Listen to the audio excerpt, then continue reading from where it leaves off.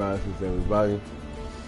Welcome back to Infinite Rocket, where strategies thrive, and we are working on the strategy of the World Challenge. Right now we got the Gift of the Martyr right now.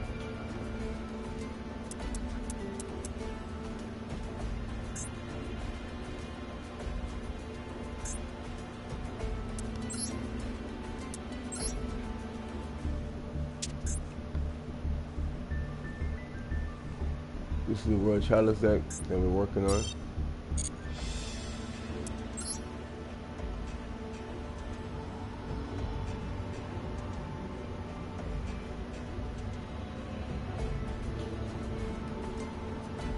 Ultimately, we want to learn our combos inside out.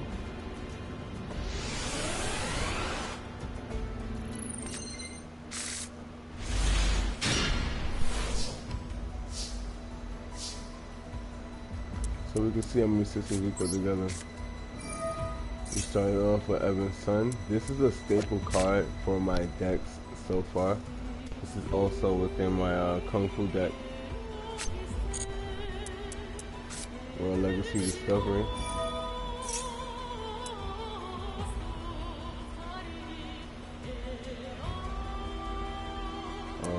Normal Summer.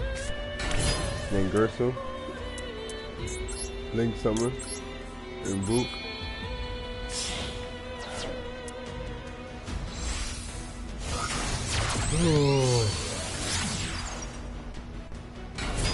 Which is also who we're looking to get as a mate, a dual mate. We're gonna summon Lee, who's gonna bring out the World Chalice.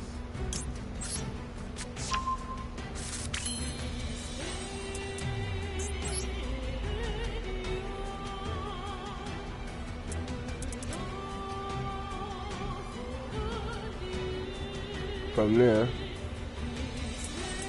and Book is going to bring out Aurum, since that is actually his dragon.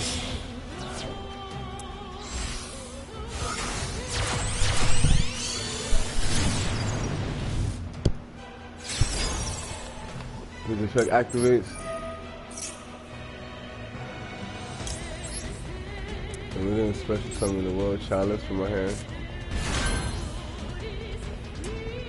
But I just realized, right? You can only use each of the effects once per turn. So for some reason, this effect is negated.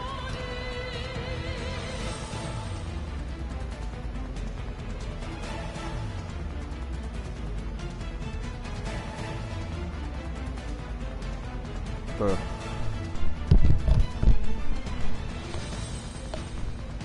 Maybe it's from this.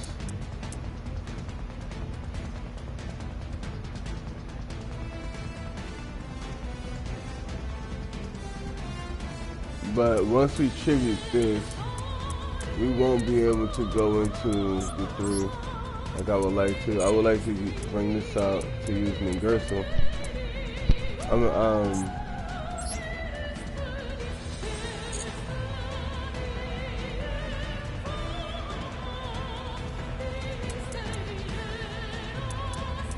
But see, normally we should be able to evolve from this. We should have been able to use that to get rid of this, right, and bring back and do. And that should have activated the World Chalice effect.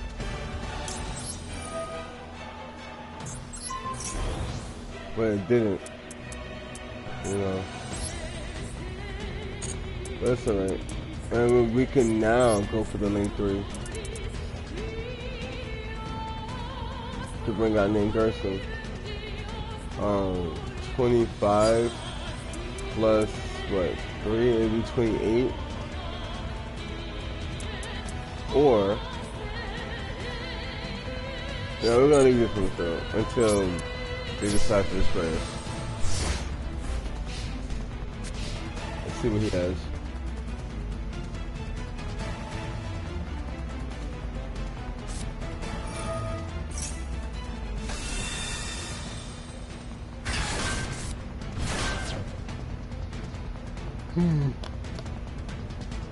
Those mech knights are really powerful. Galaxy eyes.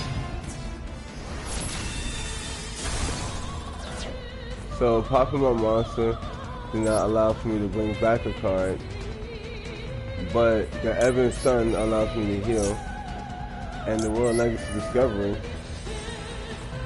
allows me to bring back one of my cards. We're gonna bring back the World Challenge.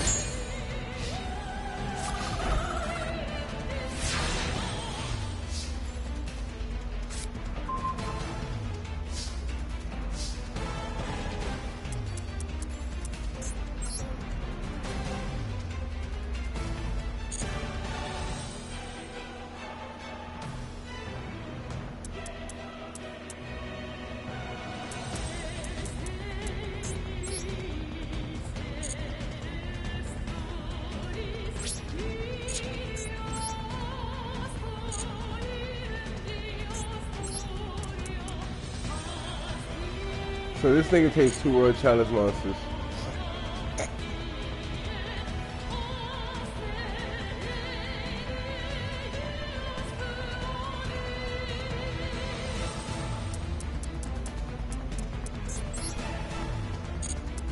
The problem is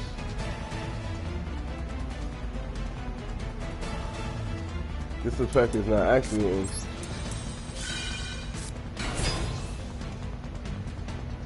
I get the feeling it's because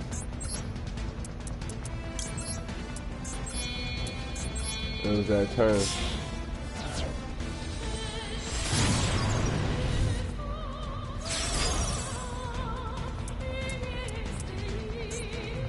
You could bring out Yengersu again.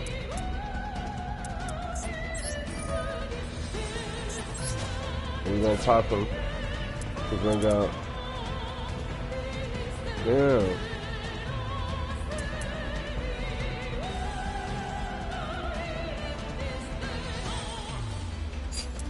Why we couldn't summon in Gertrude? Wait, he banished this shit? Did I not summon in Gertrude this turn? I don't think I did. Wow. So we're gonna bring back another Blade Master.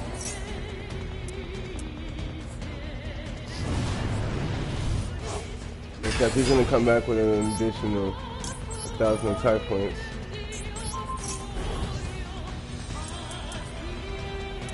And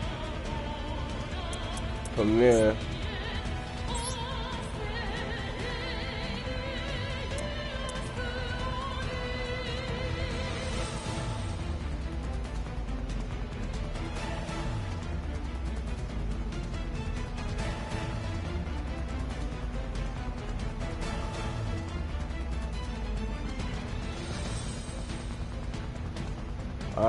you low-key gonna bring him out last, and not bring him out as a turn. But that nigga is needed. Right now, we will lose without that card, to be honest with you. So we're gonna use Nengersu.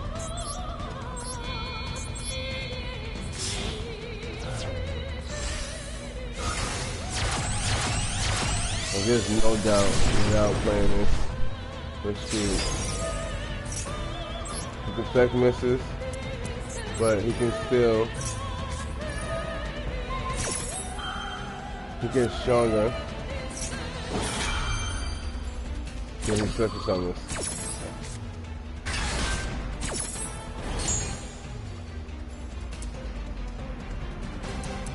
We're gonna get rid of our field card, and we're gonna get rid of his monster. So regardless of how strong it is. Then we're gonna play our field card back, and then we want that attack.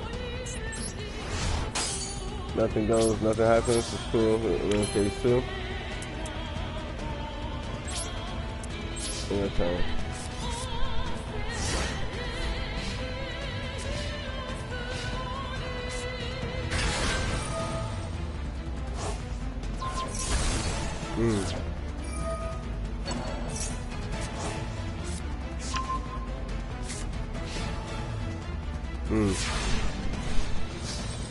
So fighting against these Mech Knights are not an easy task, I will say that.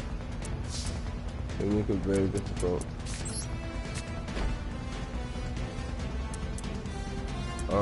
However,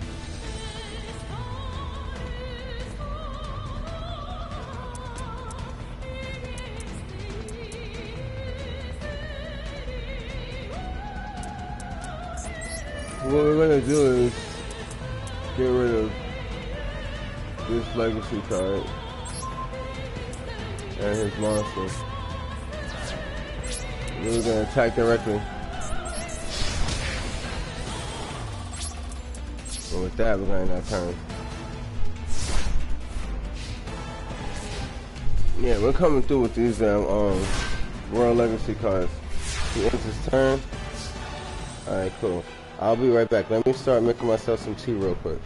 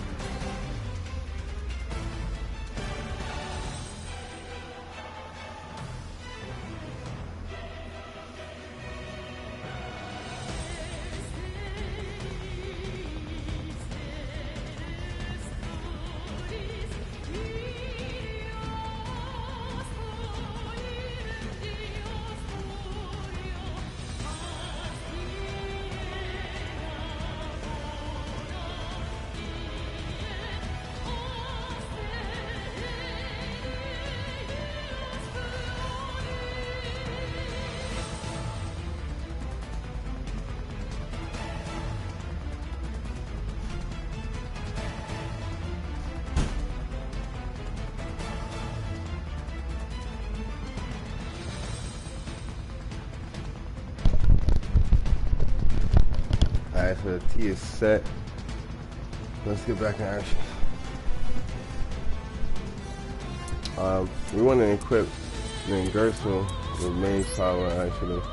We don't want to place it in this because they're gaining power for having the same lane as us. So we're going to put it right here.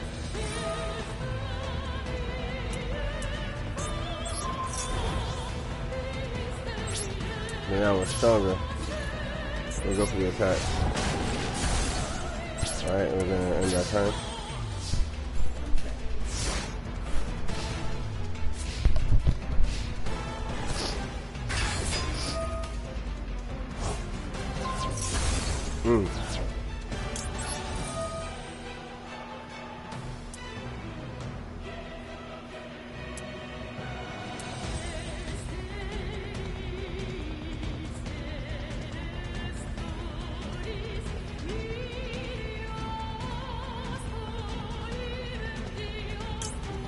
So we want the Royal Chalice.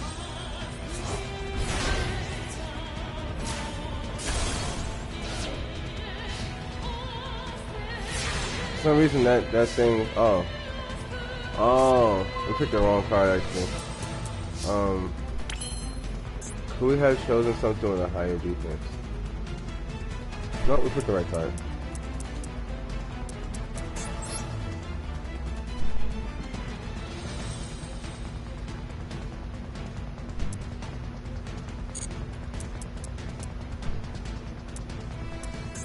So we're going to use the Royal Chalice.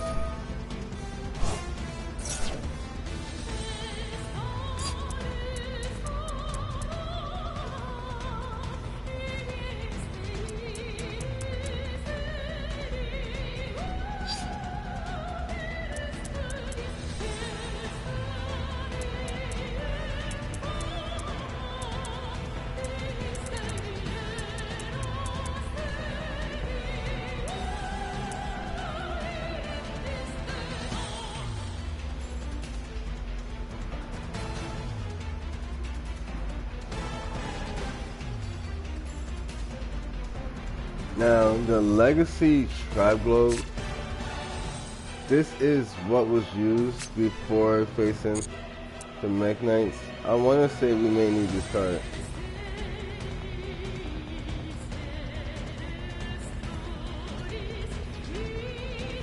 Or even this.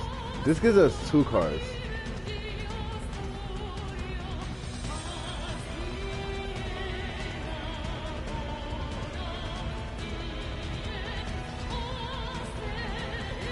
This gives us 2 cards. We want this.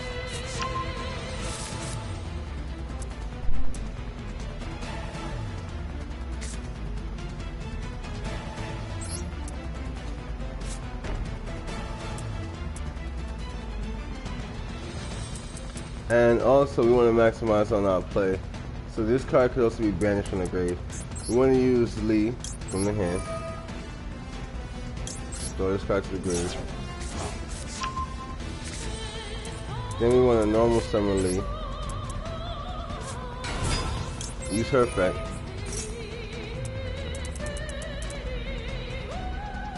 To add another Chalice to our hand. We're misplaying that Chalice for some reason.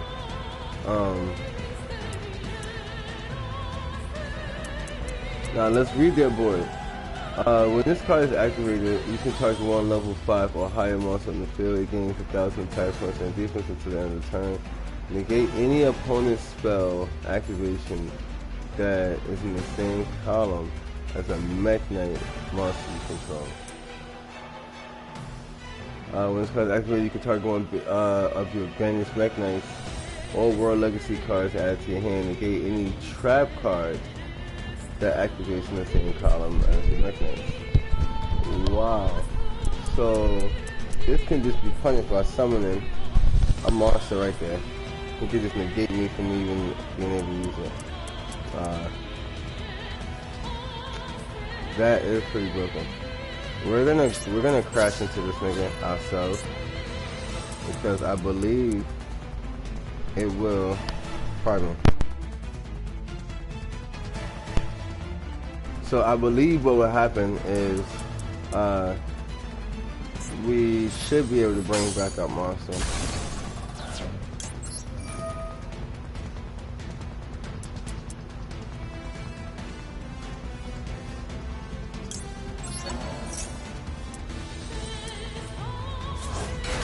Bring on in Gersu, which puts us in main phase 2, which means we can now Link Summon and Boot. And the thing about this, like, we could attack that nigga right there. Or we could have.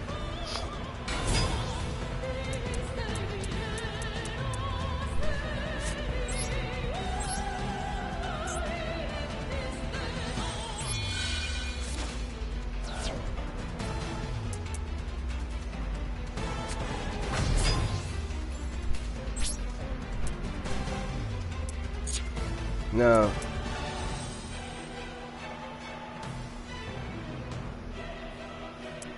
we gotta make sure this card is working. If this face-up normal summoned or set monster leaves the field that was normal summoned, you can special summon 2 Royal Chalice cards from your deck, monsters in your deck. Any name could be stuck during the turn. This is essentially graveyard. You can bring it. Alright, we should be okay. Let's just see how it goes.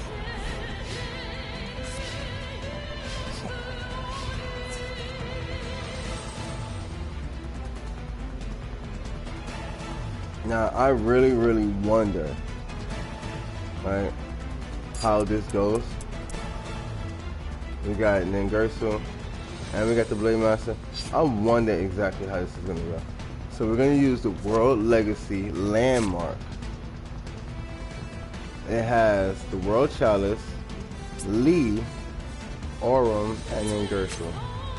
Right? And we're going to actually use it to get rid of the World Chalice, so that we can bring Aurum and Ningersu. Let's see how that goes. So we will banish this card, and we will go with Aurum and Ningersu.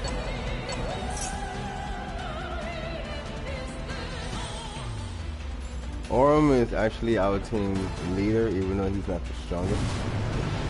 Fire is maybe a B. Ningersu, on the other hand, that's his right hand man. You feel me? I got that earth power. And then, for some reason, we were able to use the World Legacy this time. And this is going to allow for us to special summon 2 more monsters from the deck. We're going to go with Ib.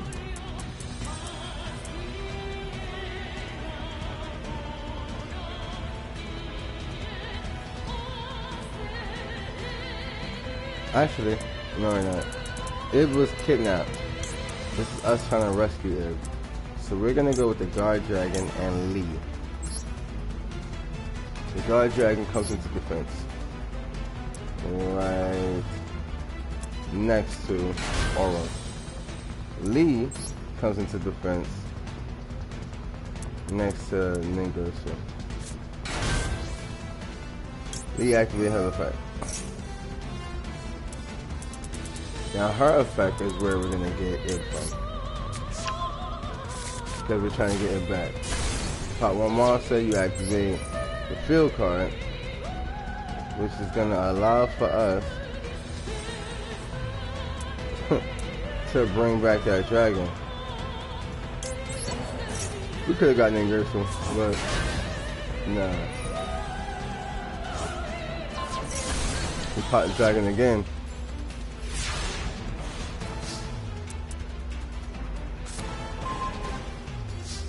So now, this is where I believe we claim the game, if we have another Mbuk in the grave. But we don't have another Mbuk in the grave. Right? We don't have another Mbuk in the grave.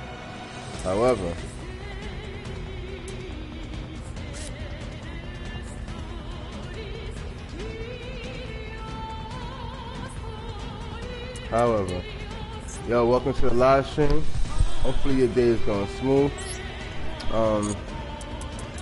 Let me show you guys something. So we're going to use Ib, or Crown by the World Chalice. I'm going to use her real quick. We cannot link summon Mbuk. Oh, we can. That's it right there. We link summon Mbuk, and we put Mbuk right in front of this nigga. Because remember, we're looking for Ib. Ib is gone, even though we just summoned her. She's not actually here right now. Let's just be fair. So, monsters co-linked. None of them are co-linked. So what we want to do is set this card, and then we're going to use Ningirsu's effect, and we are going to actually get rid of this counter trap card, which holds the four of us. Aurum, Ningirsu, Mbuk, and Ib is hurt or something bad happened to her. But we're going to get rid of that card. And we're going to also get rid of... So 9 times out of 10 we're using spells. But should we need a trap to recover, we're going to get rid of this World Legacy key. Now, if I'm not mistaken, right, it says at the start of the damage set, if this card battles an opponent's monster, this card points to destroy that monster. So let's just see if we can start it out like that. And Boop, go kill that nigga. That's Aurum sending the message. You feel me? Aurum telling him, yo, go ahead, yo, you know, you got the green light, my boy. That looks like the World Chalice on his neck. Wait, do they all have some type of World Chalice symbol? Yeah. That also looks like the World Chalice on his neck.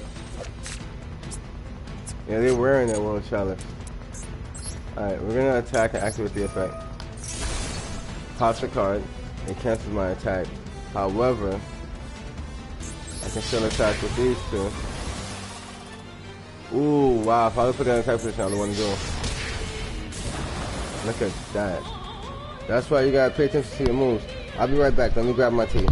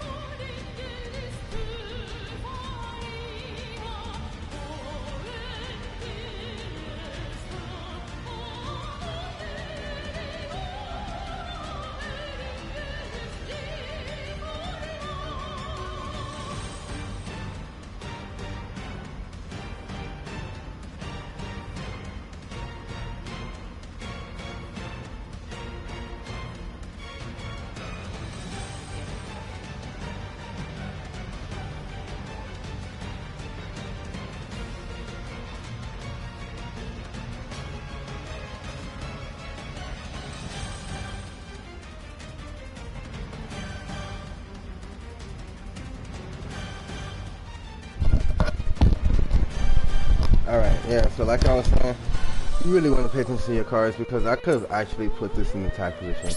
And Lee would have went for the finish. We're going to use Lee. Return Lee by getting rid of Lee. And there's another effect. You can banish this card, target one known monster in your graveyard, special summon it. The mission was ultimately to get Ib, so we're gonna return Ib to the field.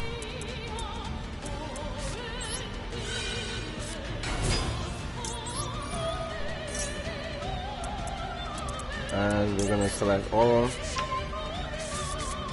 We're gonna actually bring Ib to the field. Whoa. Don't get me started. This card can attack all opponents monsters and attack the flame bombers. So.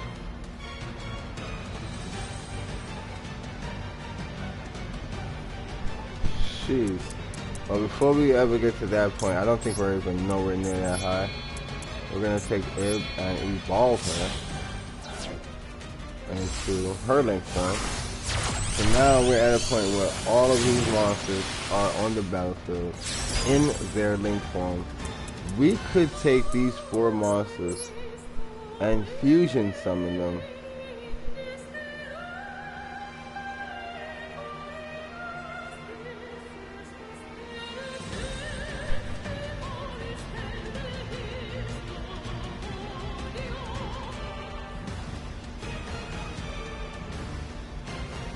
But this is also against, this is a counter link. This goes against link monsters.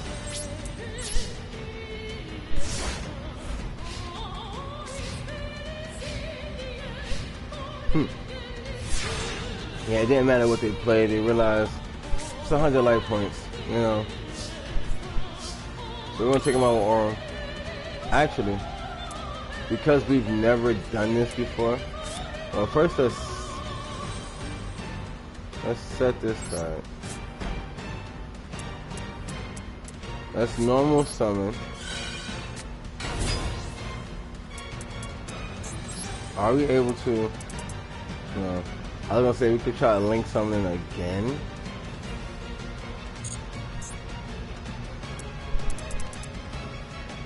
But anyways, so we're not gonna do that.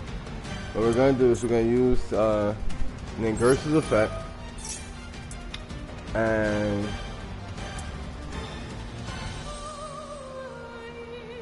we want to get rid of our trap card to get rid of their trap card. We are going to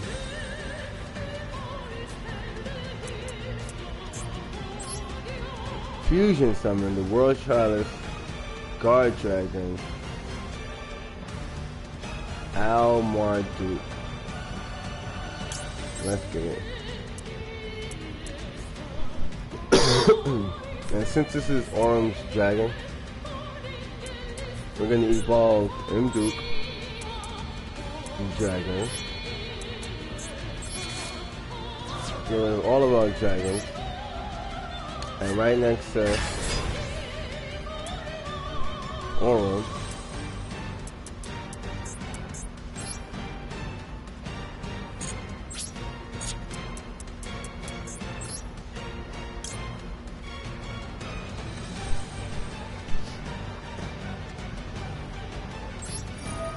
we'll use the Chosen, Lee to return the Chosen.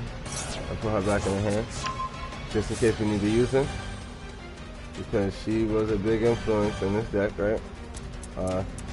Then you summon, use the effect. Granted, we know the game is over already, but and she can call Ningersa.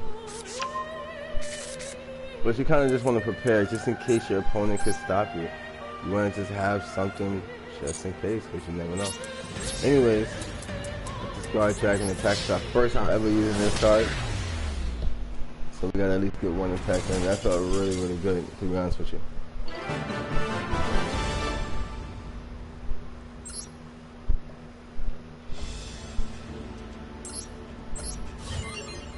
So we popped that. You know, that gave us some stuff.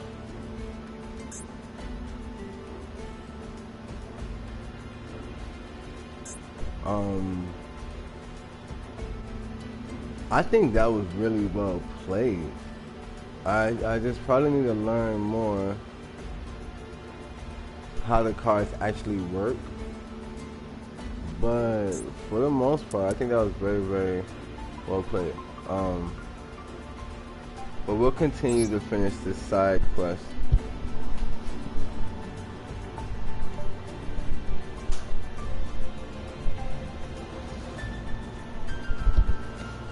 Let me put this tea together.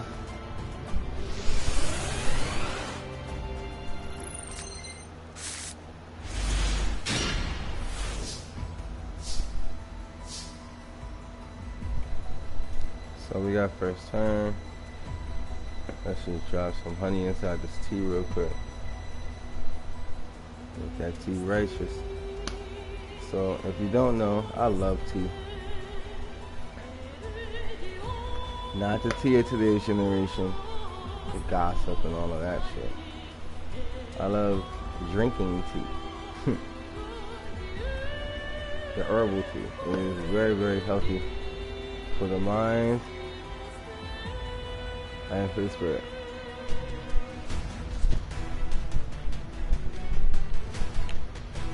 And I'm gonna give you guys evidence of that with this dueling packet.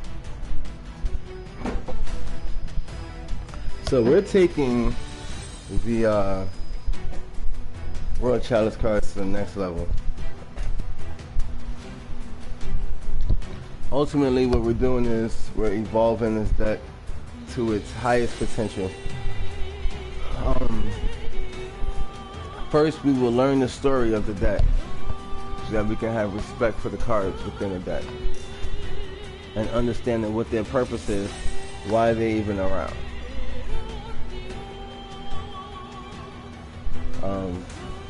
Outside of that, we will consider other card systems that could be added to the deck. All the while, we are taking these cards and we're telling the story of how magic has influenced my life.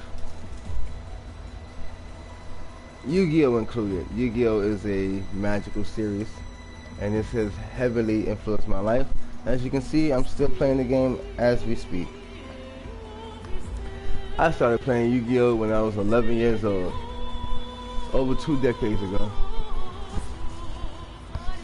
Alright, so you can target one of your banished Mech Knights. We don't have any, especially summon one Mech Knight from your hand or a deck.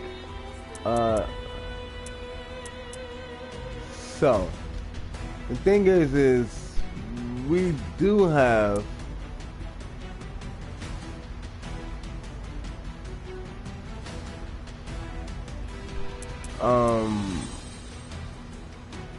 a monster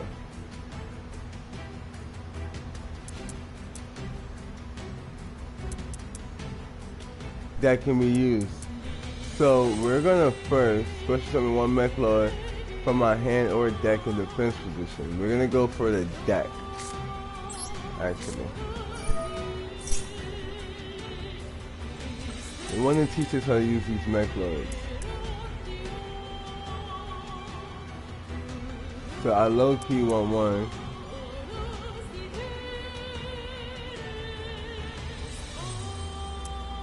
From the grave.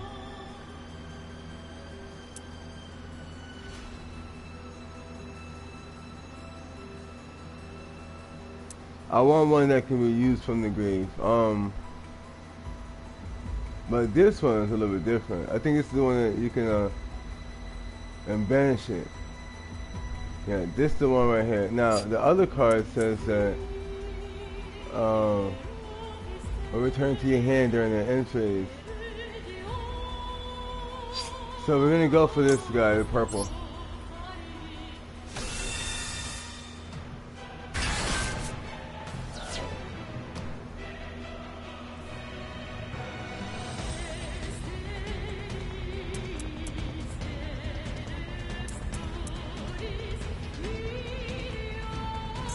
Now we want to use his effect to banish him.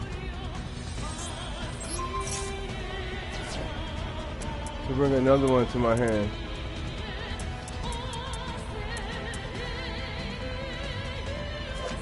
Not sure why I like this green. Again, probably because green is my favorite color. But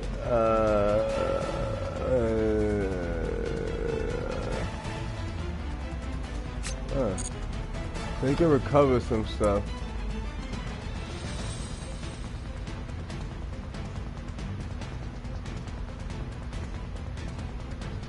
We're gonna go for this guy.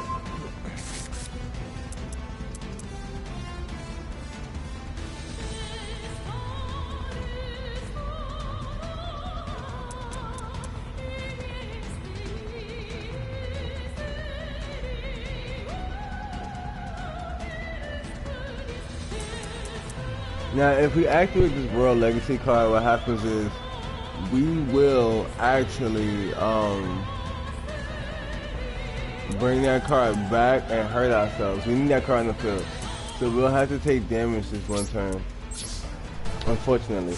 Like I told you guys before, that's a terrible strategy. Especially when you're facing a real person, because they probably will kill you that one turn.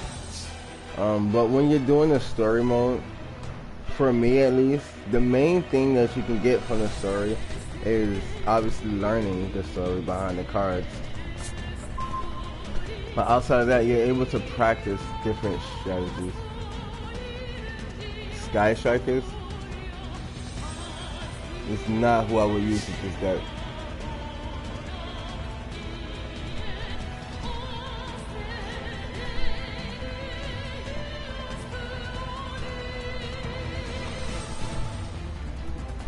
That's another thing. This card comes back. They oftentimes give you cards that would and could work for your once per turn you can target one other card you control, send that card to the graveyard. Also your opponent cannot activate cards in response to it. During your interface you can, I don't know why I would do this. Send one card I control to the graveyard. Not really what I'm wanting to do.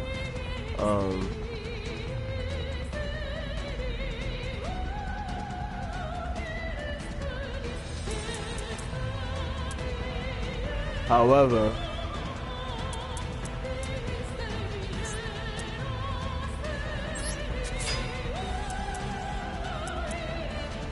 what I do want to do is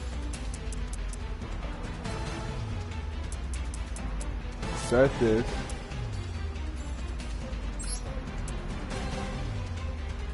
right here. Now, you can special summon these niggas and you can move them too.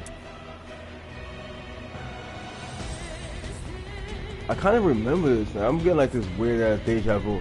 I feel like I've done the World Chalice before. Except I haven't. I remember doing the same thing, talking to you guys and saying I felt like this is deja vu. In the morning time, which it is right now, it's 6, but it was like earlier. Something that happened in the summertime, but I feel like I did this exact thing. Maybe I did this on my Dark Magician account. Right, because on my Dark Magician account, I've done more of the story mode, and I just started doing a story on my main account recently.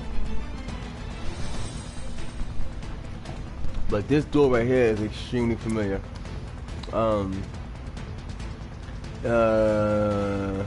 If an opponent's card in this column is destroyed by battle, and there's one like one magnet wants to hand.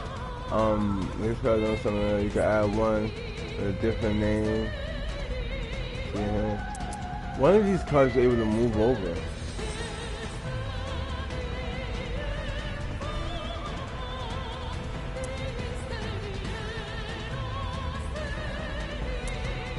No, it must have been a spell card we had, right? Alright, so outside of that, let's go for the next most powerful, which is this one, the yellow. We could bring out another one of these, but I'm pretty sure they can only be used once per turn. Yep. So we don't want to block ourselves out by doing that, but we will bring out this monster.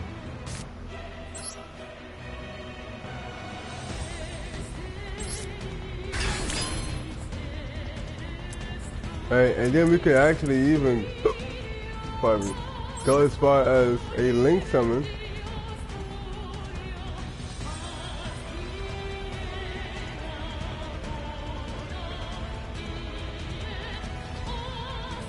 So we can pop a Mech Knight or a World Legacy to get a World Legacy. You can activate one star if a Mech Knight battles a monster that can counter. It cannot be destroyed by battle taking blood damage. I don't think that's what we need. This is high defense. We could use that, but right now we may want to just have higher attack, right? So we don't want to use this. You get any trap card. We might want to use that, and this is gonna bring back a banish card, but we don't really need to return a banish card.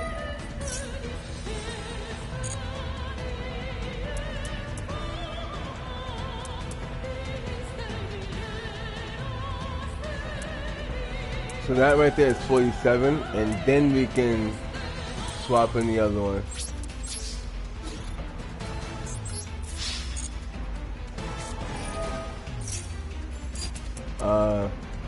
Special summon one from your hand or deck.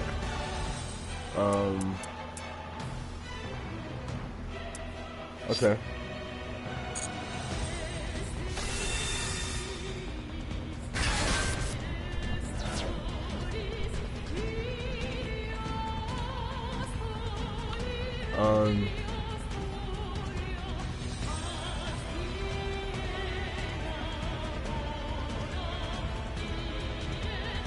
Alright. But the thing is, I don't have to banish this monster. I thought he had to banish himself. I could banish anything.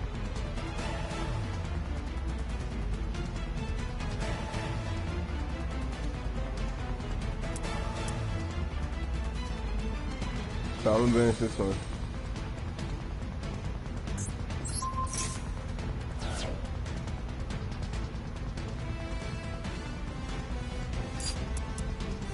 Oh yeah, add a card from my deck to my hand.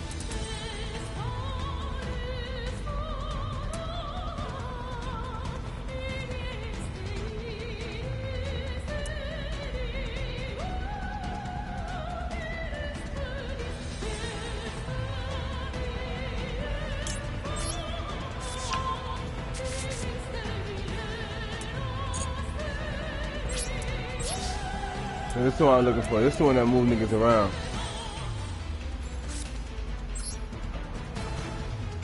That's why I'm moving niggas around.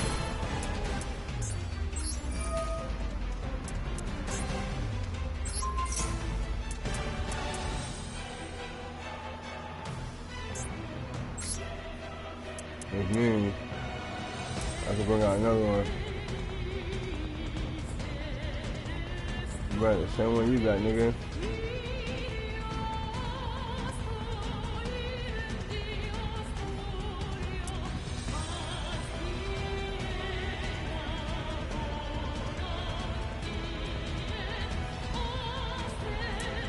I'm gonna bring out this one. Blue sky.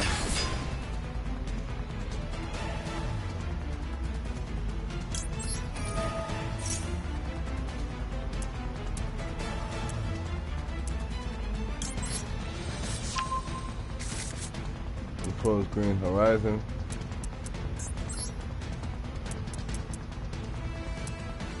And then it says 2 more mega. This card can attack directly, which is the only card in this column. This card actually points to no monster, it cannot be destroyed. So we're gonna use this. 1, 2, 3. And we don't want to point to no monsters.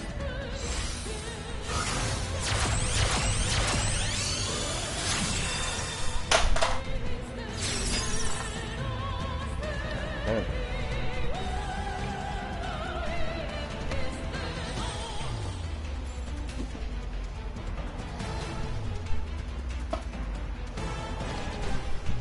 Now, if I summon a card right here, it's gonna point to a monster.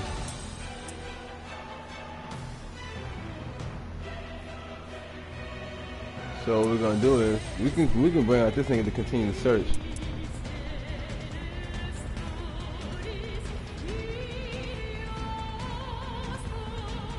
Oh, I could bring back a fucking mech knight from my graveyard. And we want indigo. So we're gonna actually... Let me see. Nah, we need to block this nigga first. So we're gonna put this in defense, but away from the arrow.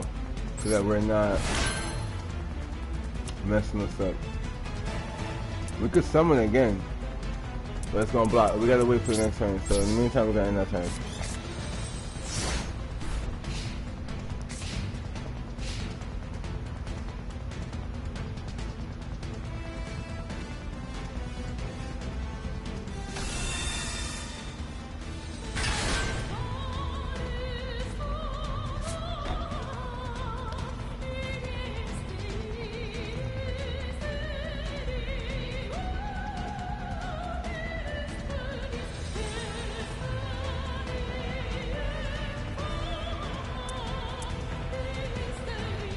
This is still a mech knight.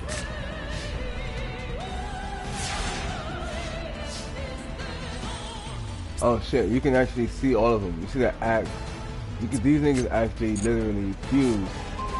They say link summon, but it's more like a fuse. A fusion. Purple knight. Oh, yellow stuff.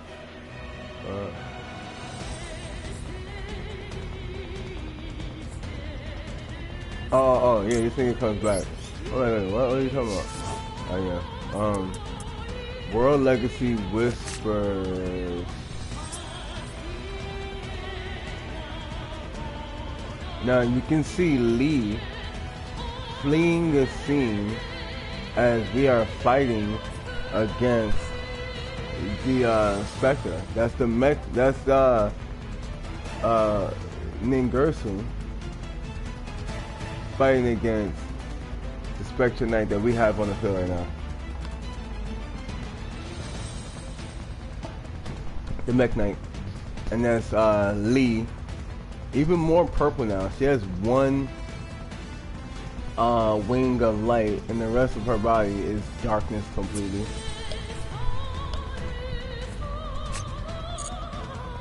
But that's okay. So what we want to do is wait, what? Wait a minute, what happened? Oh, did he swap monsters with us?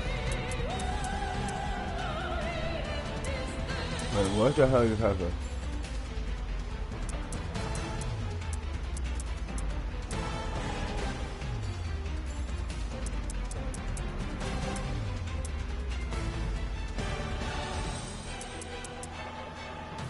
Whatever.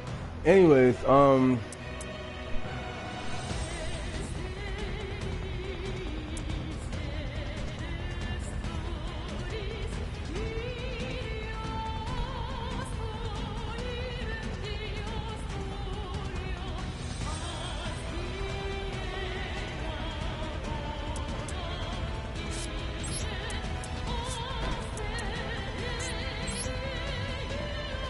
so we could bring this card out again.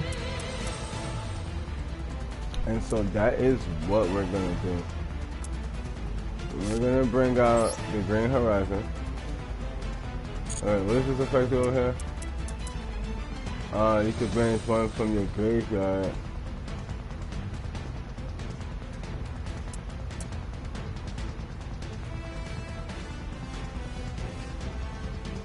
Some other card you control. And this card's power for your system. Open your deck. Yeah, so we're gonna bring out this.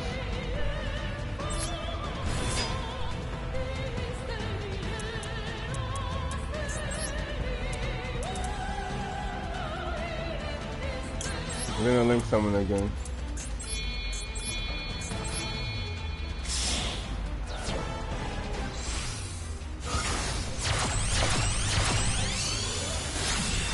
Now that card might point to one, but the one in the middle points to nothing at all.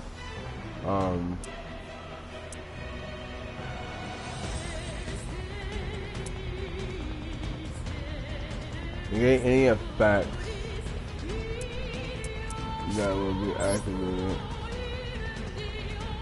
I'm gonna summon, and this right here is not gonna end the game, but it's damn sure gonna get us close enough.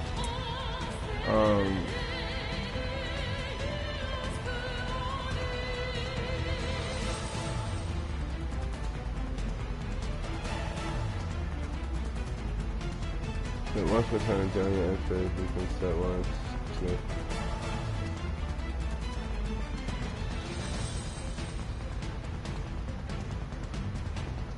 But I don't have any Sky Strikers cards in my graveyard. So, what the fuck? Alright, anyways, and then this is similar to card control.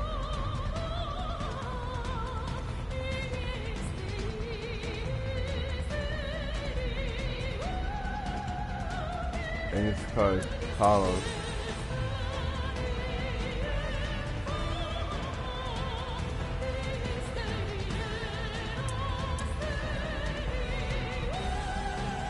Alright, let's get it.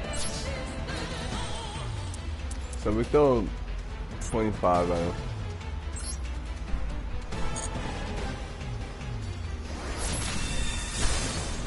Then we go for 3K. Go for another 3K.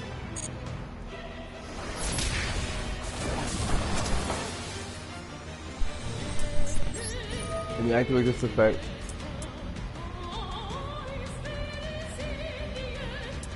To banish this card and add Blue Sky to hand. And now this is not pointing to anything, so it cannot be very targeted or whatever the case. So the Mech Knights are pretty insane. It's a deck that we may go into building just for the sake of understanding, but it is without a doubt its own archetype. Oh, we could go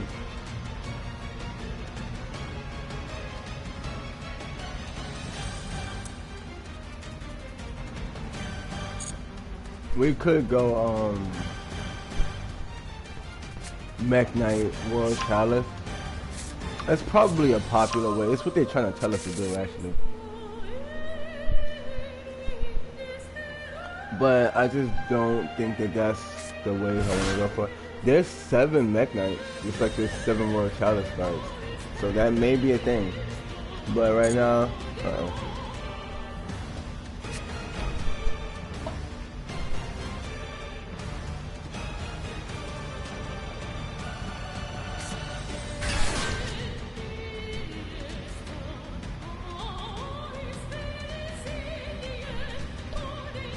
So that's a quick effect. We can wait it out, actually. We may go for the link 3.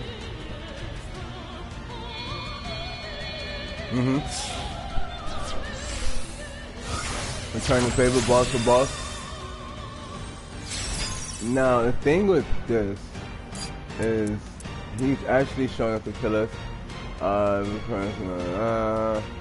It cannot be destroyed by card effects, and something cannot target it. Send one of the cards you control.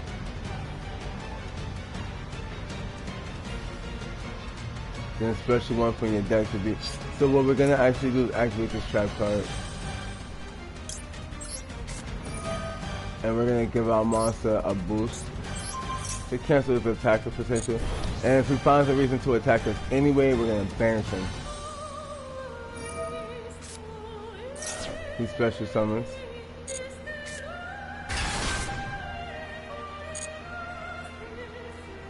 So he blocks my direct attack. Ooh. Ooh.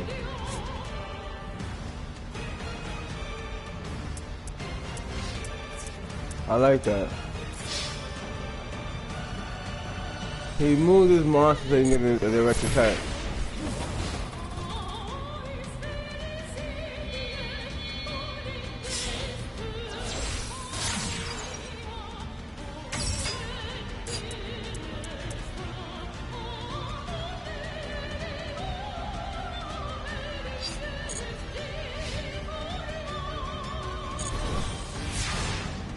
So that's pretty cool. Excuse me. Sky Strikers. Oh, so that's what they're saying that we should add to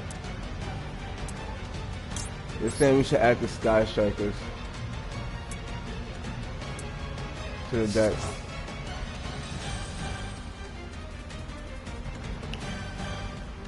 But I don't know how I feel about that.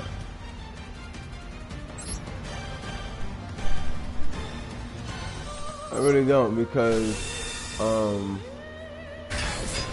they're really their own construct. Like, for real, for real. They are, granted, that's like with all the rest of the decks too, but, well, they're a small construct. They can't fight all alone. And, to be honest with you, the Sky Strikers are also fighting a military war against a bunch of other shit. So that might be what we put in here. Let's kill him with the boss. Oh.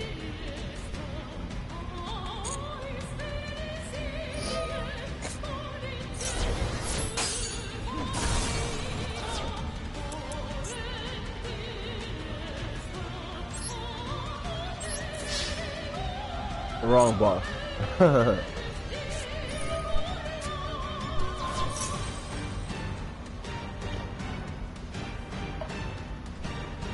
He's gonna do something to my card.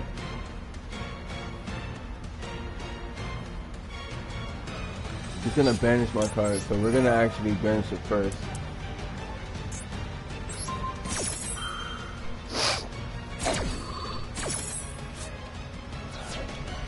So now we can add this card to our hand. And then we're gonna kill him with this card. Either way, we got rid of him. But now it's starting to make more sense, because the Mech Knights carry these crawlers with them, and the Sky Strikers had to fight something similar to that.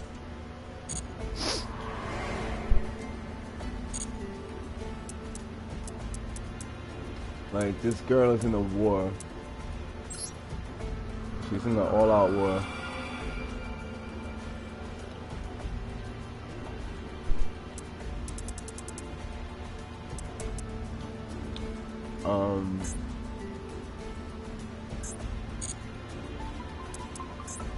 Against these things,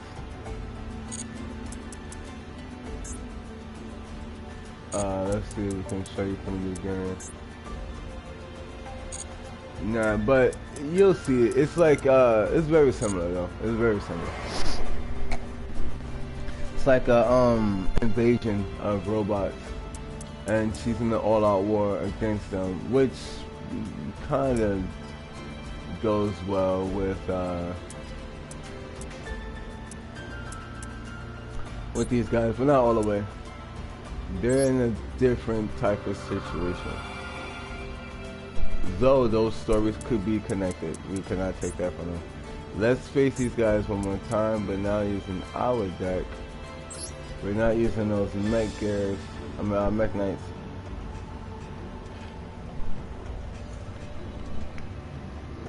Nothing against them. Mech Knights are pretty cool. But it's just not what we're going for right now.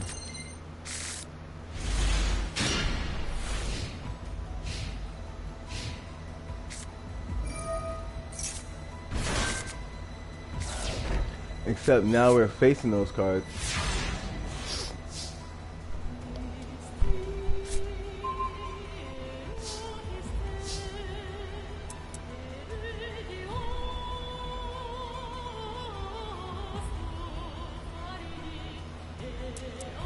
So Ib comes out. This is really telling the story. Ib comes out. She hears a voice in the forest and follows it. Now we discover the world legacy. Behind her, we have to bring Duke.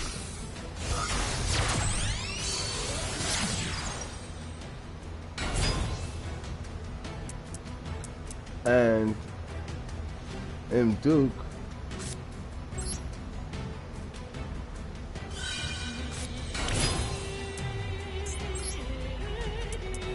is gonna bring aura.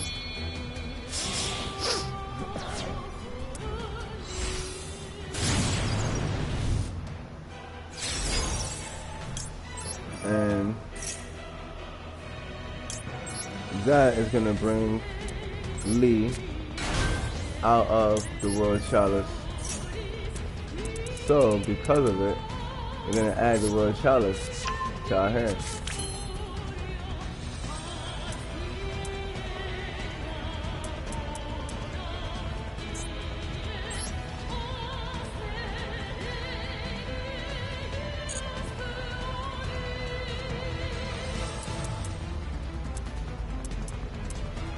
Next,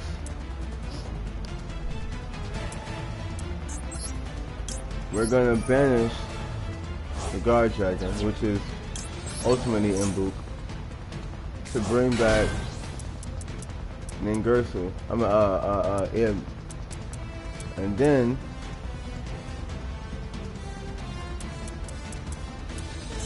we'll use. You see, the thing is, she fell down. So we'll represent that by bringing back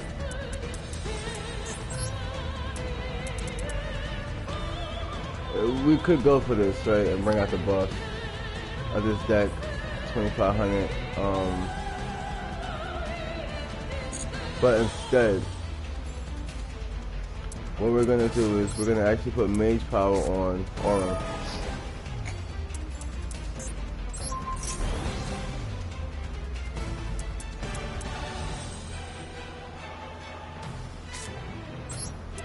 We're gonna set this card, and we're gonna go for an attack.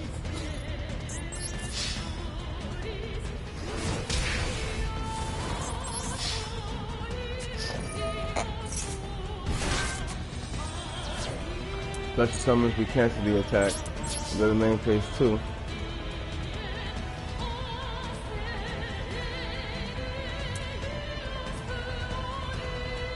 But we'll leave it there. We'll leave it there.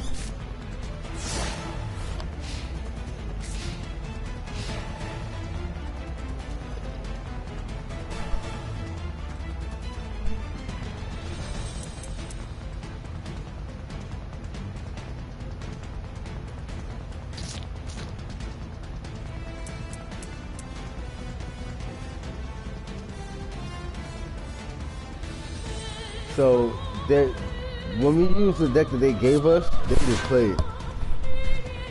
Now that we're using our deck, they're sitting there thinking and calculating and all this shit. Look, see? Gotta keep figuring out which one to use, this one or that one. This one or that one. I wanna use this one. Switch it up again. So they don't know what to do. The AI is trying to calculate our moves, but as you can see, there's nothing they can calculate.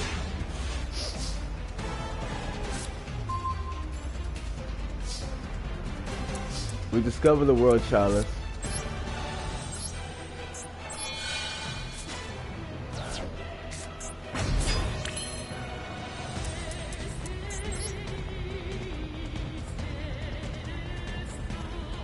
So we use Ib to get rid of the World Chalice.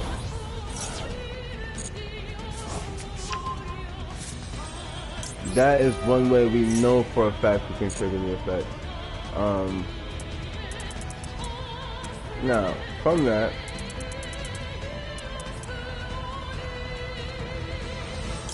we're going to bring out Aura and actually another lead, because I do believe that there's an effect that comes from her coming out. Yep.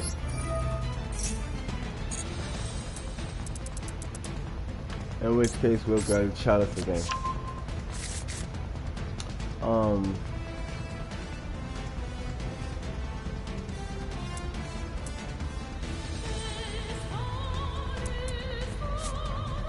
We want to set this card.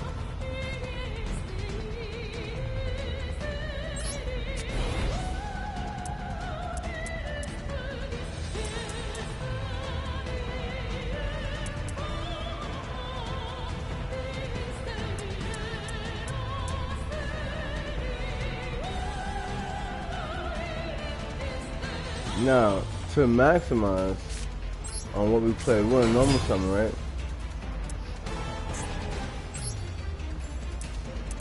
Now we want Ningersu.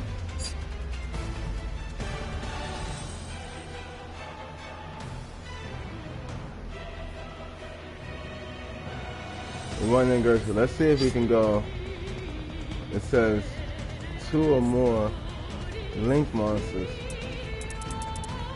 So we still got one more M Duke. What we need to do is actually use him first.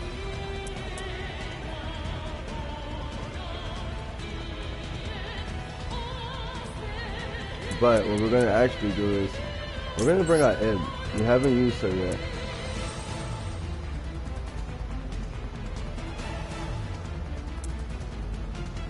Right, which is going to take Lee and Aurum because he goes to find her. Ib comes out.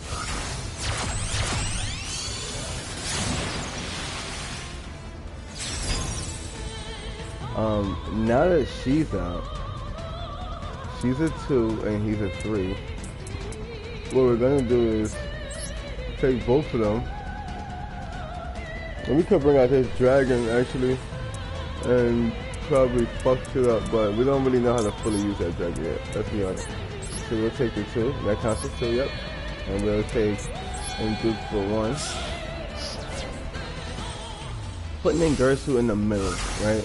So this way, he can point at everyone else.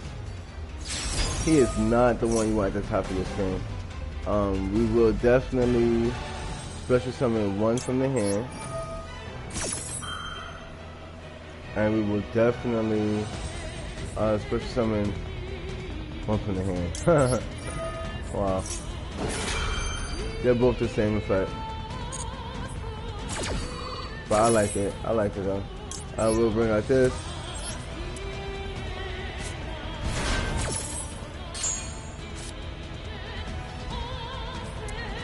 Alright, now the next thing is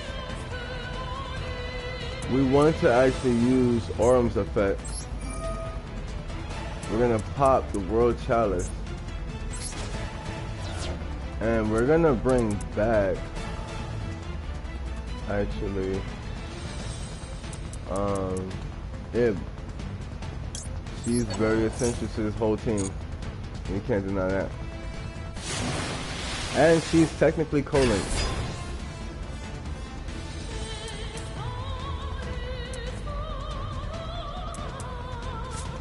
We're gonna set even more powerful. We need to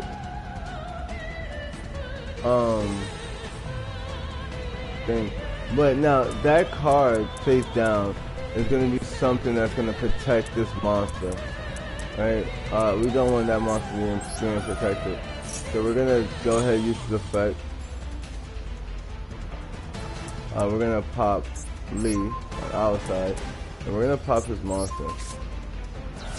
And then we're going for the attack. And Aurum kills him.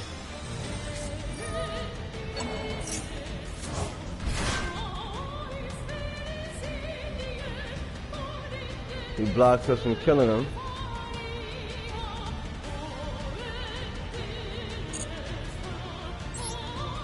But we still destroy the monster.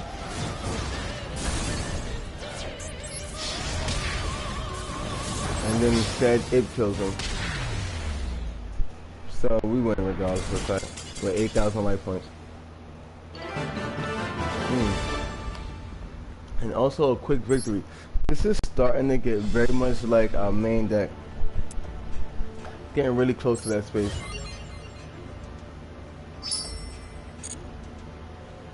Yeah, it's getting really close to that space. So let's look at the rest of the story. We really want to get here. We want this mate right here. M Duke, the dragon. Look at that, man. That's actually pretty cool. But before we get into that, let's learn the rest of the story so we can see exactly what's going on. And know what cards we need to have and what cards we need to avoid. This story is gonna give us the world, and actually we're gonna take out the world legacies and add them into our deck as we collect them, so that it's more fair. But this is the world armor, right? When a monster is flip summoned, you can special summon this card from your hand. If this card is normal or special summon, you can add one world legacy card from your deck to your hand. This card is normal. If this normal or set monster on the field is on the field, quick effect, you can target one face-up monster your opponent controls that was special summoned from the extra deck. Return both that monster and this card back to hand. So this can negate a special summoned monster from the extra deck. This nullifies link monsters and XZs and shit like that, fusion. If it was normal summon.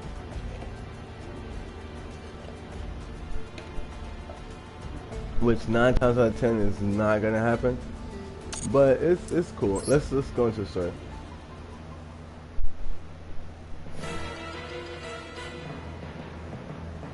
Alright, I'll be right back. Go to the bathroom real quick.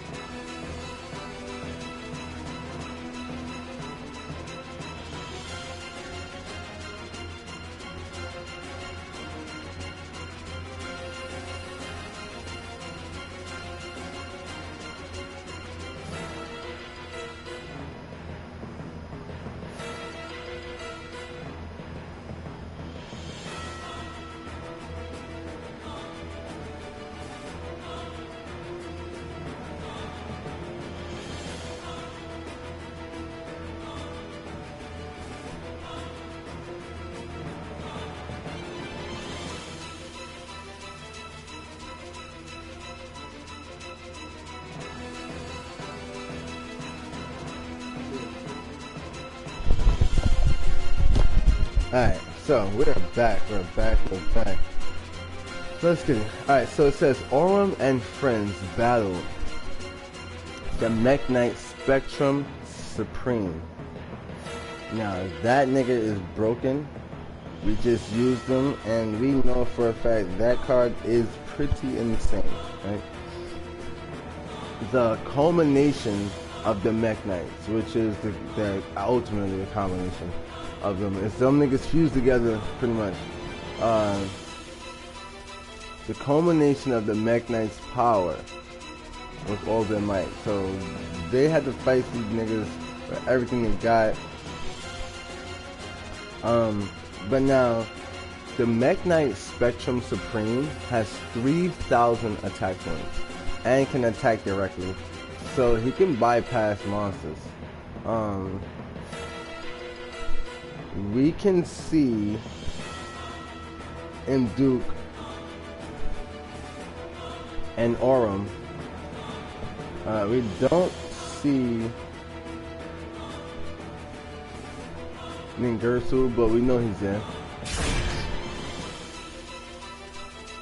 As the tide turned in the battle, Ningirsu gathered his strength and put his all into one decisive strike of his spear. However, his attack was parried by the Mech Knight Supreme, Spectrum Supreme, opening a large hole in the wall. The already fragile ruins couldn't withstand the impact and began to collapse. Before the dust settled so as not to be noticed by the Mech Knight Supreme, I keep saying Supreme Spectrum, I keep skipping that word. By the Mech Knight Spectrum Supreme, Ningirsu directed a subtle glance toward Lee.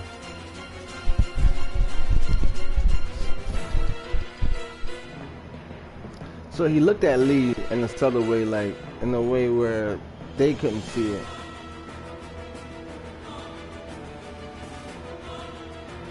Noticing his glance, Lee nodded slightly and slipped from the battle. He basically was giving her the okay to leave, and she was happy with it, but she looks like she's conniving right now.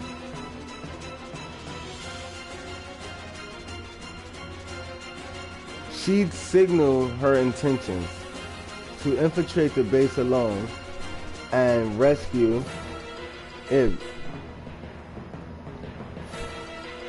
Lee flew feverishly before finally arriving at Ib. Ib breathed a sigh of relief when she saw Lee there, unharmed. But her relief was short-lived as she learned that the others were battling the Mech Knights. Maybe it was they who were wrong to battle the Mech Knights. To know the truth, she had to stop the battle immediately.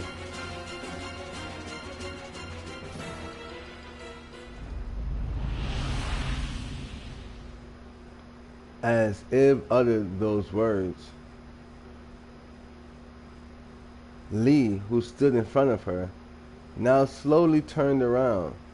Upon their first meeting, Lee had greeted Ib with the warm smile of a fairy.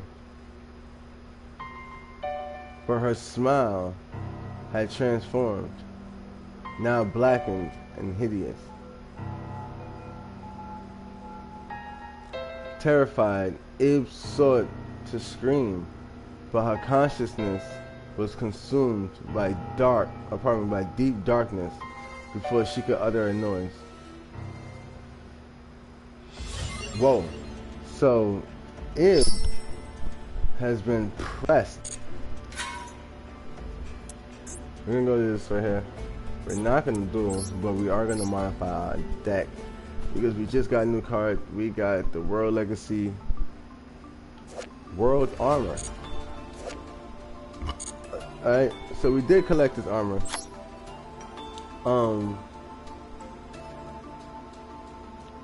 We fought against the shield, but we have not received the shield. We fought against the shield and the lance. We got the lance. We got I love this deck. I'm not gonna lie. We'll take out one World Legacy Clash. I'm not the biggest fan of banishing my card to pop yours. It's not really what we want to go for at the moment. At the moment, things may change.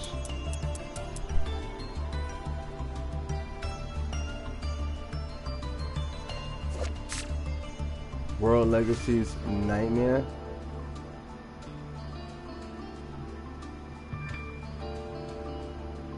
We fought the Nightmare monsters first. I remember the Nightmare monsters, but I guess.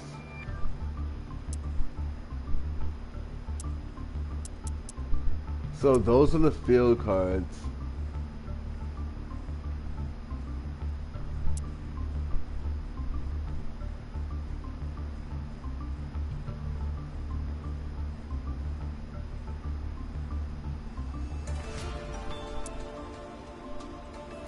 I get the feeling this is coming in our deck very, very soon. But, World Legacy God Dragon. Sheesh.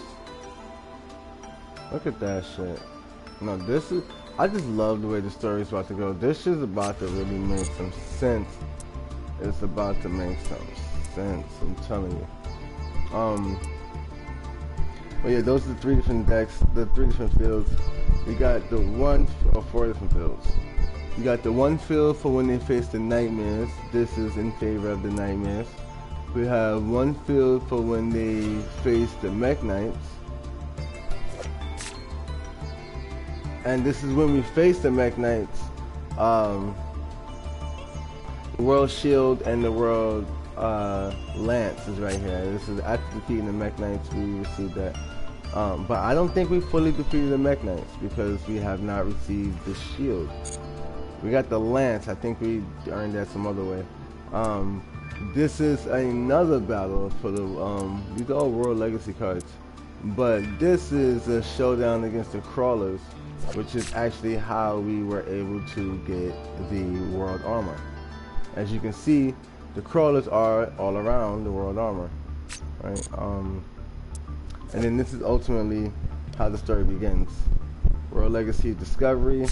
Ib falls down and finds what is there in the background. Hold on, let me fix this. Alright, there we go. So Ib finds this thing in the background is actually the World Chalice. It's just covered in filth, but it is this right here,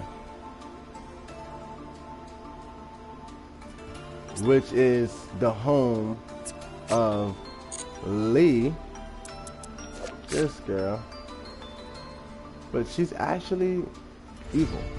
And another thing, so she's the World Chalice Fairy. I wonder if these other World Legacies have fairies or things attached to them, right? Anyways, we added that guy. We got that. We should be good for now.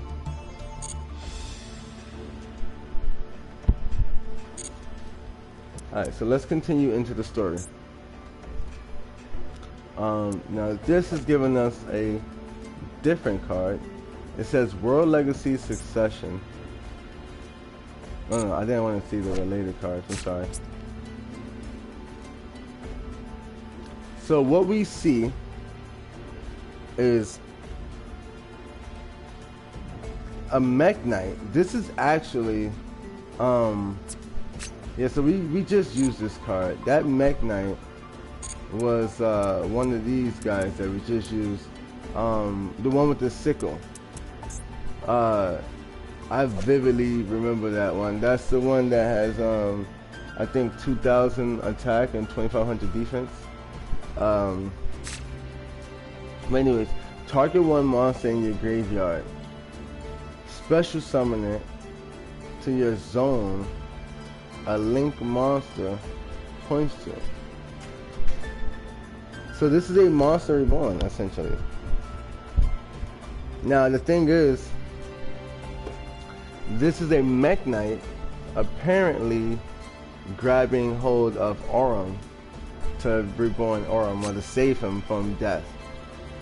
But the title says Succession, so I'm assuming this mech knight is passing on his power to Aurum. But I could be wrong. The scenario picture that we see looks very much like Ib, but in a dark form. She looks pretty badass, so I will not take that from her. But she looks to be possessed without a doubt. Let's go for it.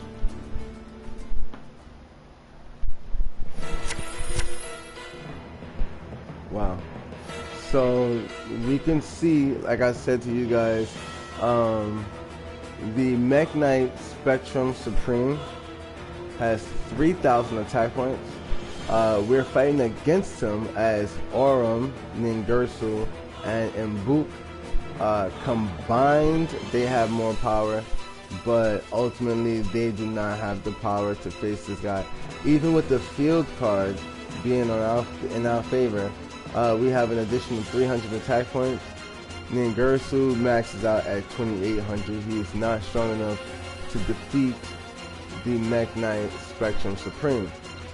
Alright, Aurum and the others continue to battle. All of a sudden, an explosion occurred inside the facility.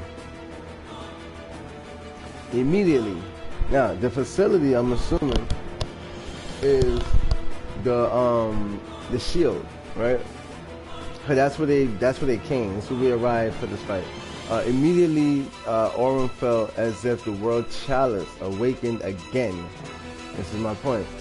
Though the feeling was now greatly intensified. Everyone on the battlefield stopped fighting, transfixed at that moment. Just then, a figure appeared.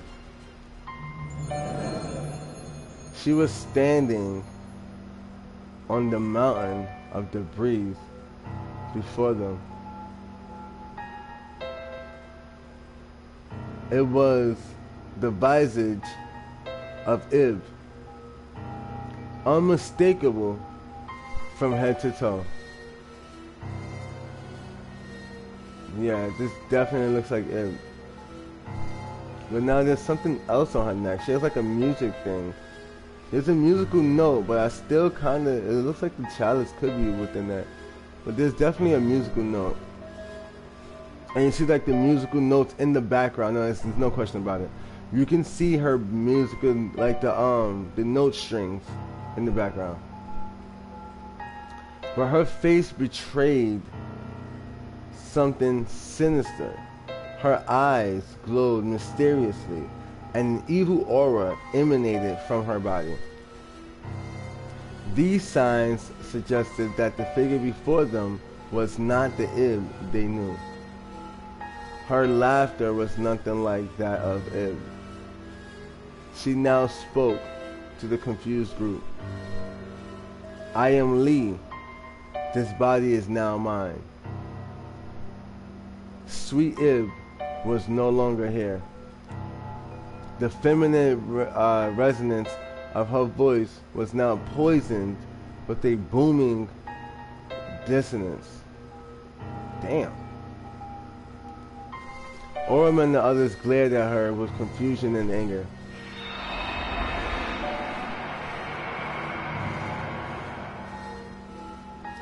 Meeting their gaze, Nightmare Corruptor Ibli emanated a force field. So her name is Nightmare Corruptor Ibli. The force field this force field now forcibly absorbed the power of the World Chalice within Aurum and the others. And it, oh shit. So when she used this force field, it took away their abilities to link summon using the World Chalice. Those original link summons are their original forms combined with the World Chalice. And now it threatened to take their lives. This is really crazy.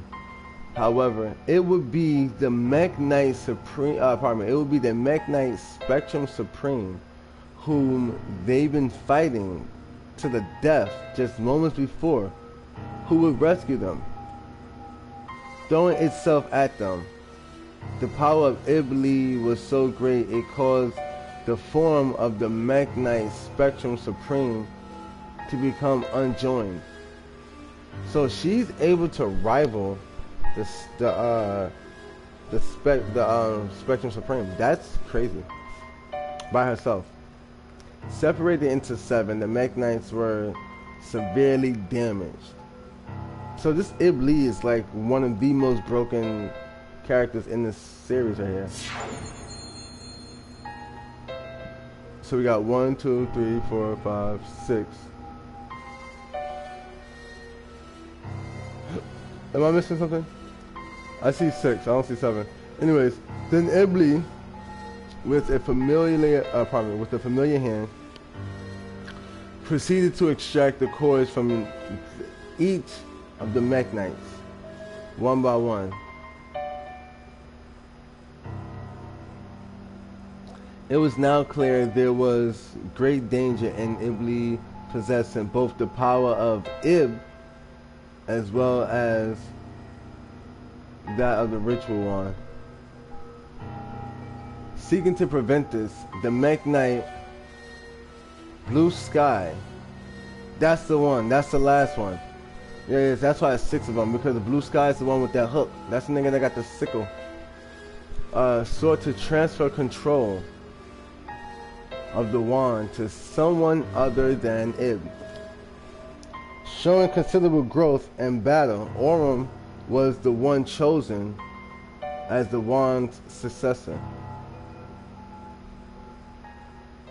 Iblis' power created a shockwave that launched Aurum to the edge of the cliff. The Mech Knight, Blue Sky, stretched out its arm to help him. Wordlessly, their gaze met. So, these niggas were previously to this, or prior to the situation, these two were pretty much enemies without having a true reason, but they were fighting to the death. First time, one of them was about to die, the other one spares him, sacrifices himself to save him. And you can see him hooked into the cliff. He has his sickle. And they just meet with hands. That's pretty cool. Aurum sensed in his heart that the knight was trying to convey something when a dazzling light shone suddenly.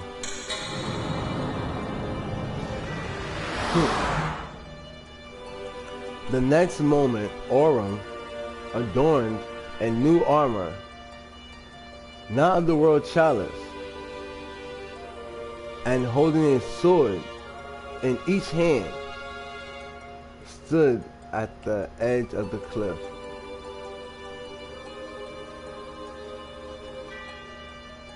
As Mech Knight Avram, successor of the ritual wand. So wait, that nigga took the power of the wand? They got the wand back from them niggas? Succession. Okay, let me just be clear. I absolutely love that. Let's go over here, cause now we have a bit more of a story. Right? Now our deck has a bit more direction. Right? This right here targets one monster in your graveyard special summon. This is insane.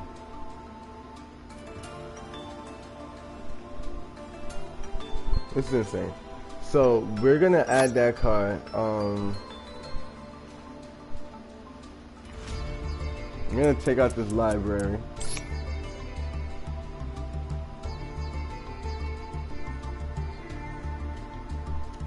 So we essentially have a monster reborn for the deck.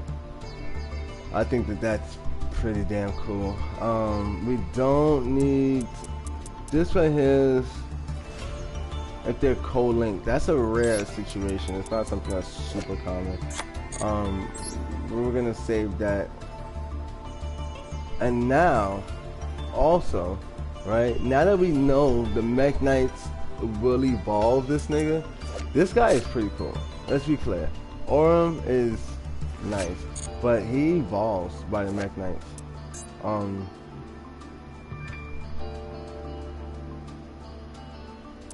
And that in itself is pretty cool. So we're gonna go relate it. We want,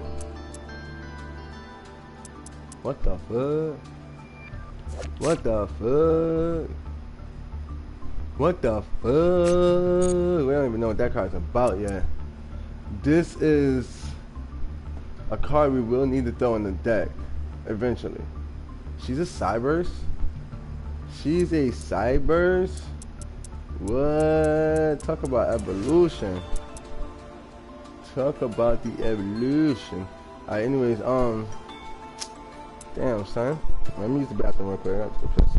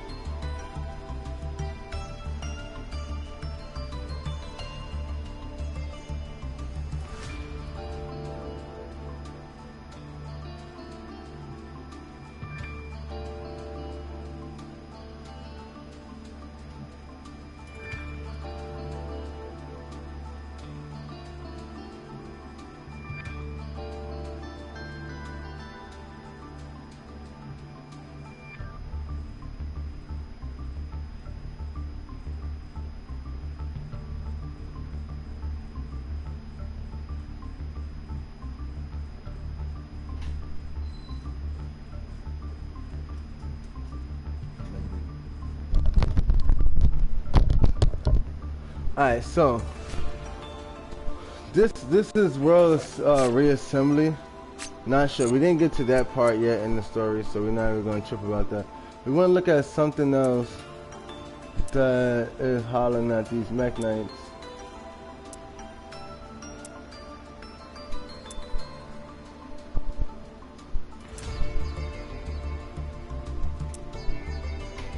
Right, so these are talking about the mech knights. So because of that, we can go into this. Now, this is that nigga right here. Blue Sky. That nigga was noble enough to tribute him. So I told you 2,000 attack, 25 in defense. Now, let's look at this nigga and really understand what was really going on. He gave up his life to evolve Aurum, right? If there are 2 or more cards in the same column, you can special summon this card from your hand to that column, right? These guys get in the middle of battles. So when there's 2 cards in the same thing, 9 times out of 10, that means there's 1 on your side, 1 on your opponent's side. So it gets in the middle of battles, right? They're like interveners. If this card is normal special summon from the hand, you can add 1 Mech Knight monster with a different name.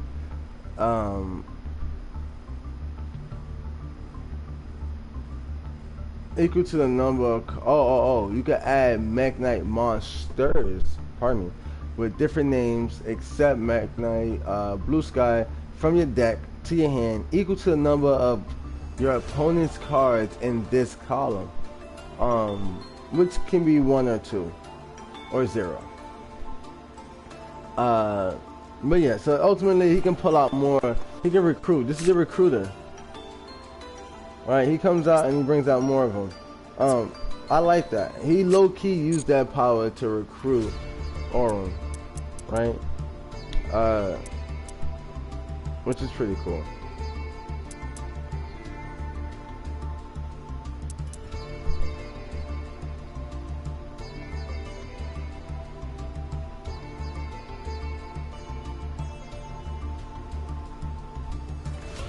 That's pretty cool. Anyways, so what we want to do is we want to add this card to the deck, right? Now, here's another thing, right? Already, so we have Ib, who is the spellcaster. Aurum is actually psychic. And Ningirsu is a warrior. Even down here in the link forums, we have Spellcaster. He's a Cyberse warrior. So he's a Cyberse, and not a psychic. I think that's interesting.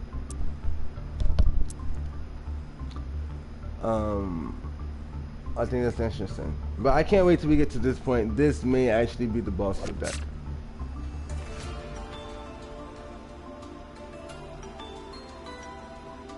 It's looking like Super Saiyan God Blue type shit. I'm fucking with it. Anyway, so we're gonna add this to the deck. Aurum does evolve. This guy has 2,000 attack points, which is directly given to Aurum. Aurum normally would have 1,600, so he's now at 2,000. And the blades that would have been the sickles for Blue Sky's hands are now the swords in Aurum's hands. He has the attack power. But he loses his defense because he doesn't need to defend as much at that point, I'm assuming. I'm loving this also traditionally with the decks I'm building so far. These monsters are going from fire to light. This is just like, I just love that concept. Let's fix this up. Alright, there we go. So now let's get rid of a card. We need to drop a card from the field. Um,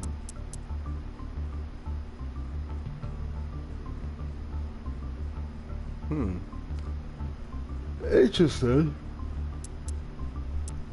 How about we drop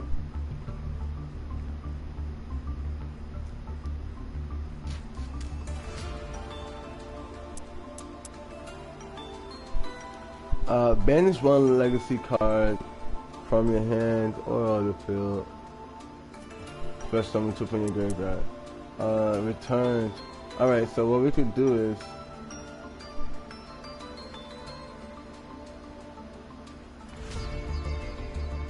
this is more powerful than this, but they're both really good cards.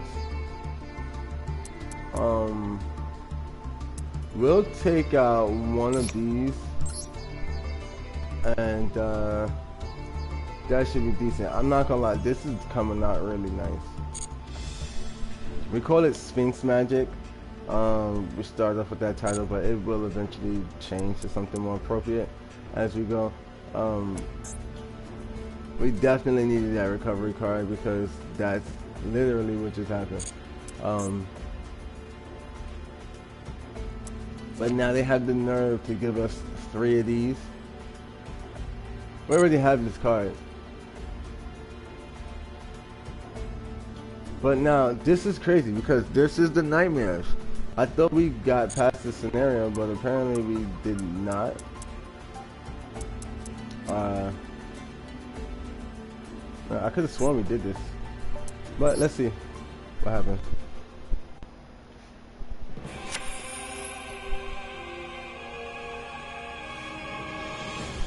Okay. That ritual wand is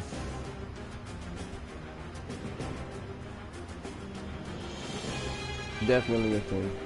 Alright. Once owned by Ib, the ritual wand was passed down through generations in the village of the Forest of Stars. It was the key to the fate of the stars and held the power to unlock the world legacies. In a split-second decision, Aurum had been chosen to succeed the wand. Not by the wand's controller, Ib, but by the Mech Knights. Then the succession of the key was split into 2, just like its pair sword was. That reminds me, dude. Knowing Ib, resting inside her, still possessed the key's power. Iblis set off to gain possession of the world lance before Aurum could reach it. So now we're racing to catch the next world legacy. It's pretty much given the Millennium items, right? And it's like you collect all of them and you become more powerful and shit like that. That's really what we're getting right now from it. She's chasing the lance before we can get to it. Aurum chased her, determined to chase after her, determined to stop her. Wow, look at these motherfuckers.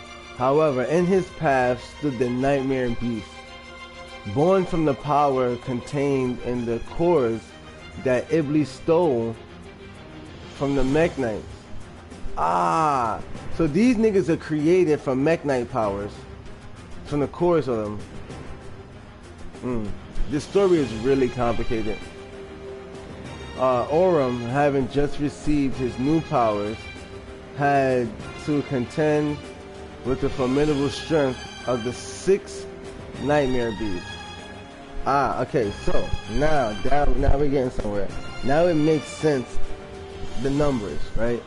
There's 7 world chalices, there's 7 world legacies, each of which has an associating Mech Knight.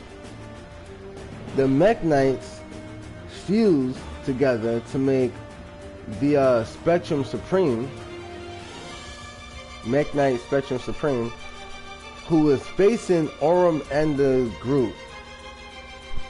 before he's able to defeat Aurum, Ib comes back with Lee inside her body, and she's now Ib Lee. She uses a force field to regain the powers back from the World Chalice that originally gave Aurum and his group the ability to link summon. If you look at their monster versions of all four of those monsters, their regular forms, they're wearing their clothes. When they're link summoned, they have the extra armor, and they have the World Chalice as a necklace, so that you know that that is what evolved their ability. Okay, they were split because of Ibli's regaining of her powers from the World Chalice. The Spectrum Supreme jumped in the way to stop that from happening, and was then split back up into the 7 Mech Knights that originally formed them. Right? 6 of them was captured by Ibli. 1 of them fused itself with Aurum. So that's why we only have 6 Nightmare Beasts and not 7 to match with the Mech Knights. And if you look inside their hearts, or inside the solar plexus of these Nightmare Beasts, you will see the core star within their body, and those cores are the pieces that came from the Mech Knights. This is actually pretty cool. Let's fix this again. Now, Ningirsu, who rushed to Aurum's aid, along with Mbuk, said to him. So, Mbuk is, so now if you look at them, these guys are back in their normal form, right? They can no longer use the link powers. We'll hold them back. You go ahead.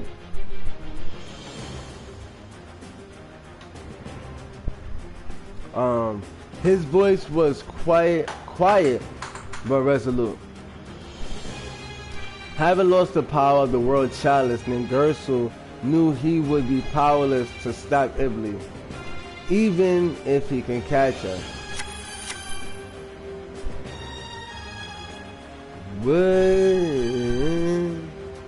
It's funny, these are the other ones. Yo, that's funny. I gotta actually learn who's who. Oh, that's the shield nigga. Yo, they got the same shit. That's that shield nigga, the yellow one. The unicorn is the nigga with all them shields. This purple one up top, with the 1,000 attack points, that's the one that can move them back and forth. Yo, this is crazy. Anyways, without waiting for Aurum's reply, Ningirsu leaped out facing the beast, spear in hand. So Ningirsu's trying to face the Nightmare Beast by himself. I don't know how smart that is. Though nearly powerless, Ningirsu still deftly handled his spear as if possessed. This nigga's like, fuck it, man. We got this all out. There's no excuses, no reason. Let's just go. No thinking, just move, man. Protect. I like that. As the Nightmare Mermaid was crushed, that's what that thing was that was on top. The beasts all turned their heads towards the spear wielder in unison.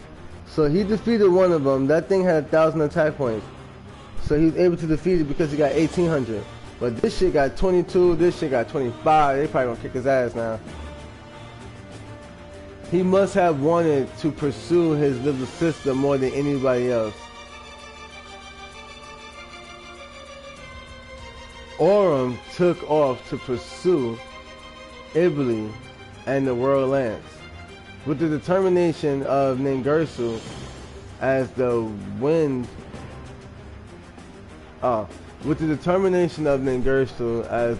in his sails. So in other words, he's thinking about Ningirsu's fighting, and that's pushing him forward. That's making him go all out and try to win. Left alone, Ningirsu continued to fight by himself, his roars echoing throughout the battlefield. Damn, he fighting them niggas, man. I give him credit. And you can see Aurum in the background escaping while this nigga's getting jumped by like 1, 2, 3, 4 different nightmare beasts. One of which he defeated. So there should be another one hidden somewhere. We're missing one. Something ain't right with that picture. We're missing somebody. So we get Orem. We go over to this duel. And this is where we get our shield from.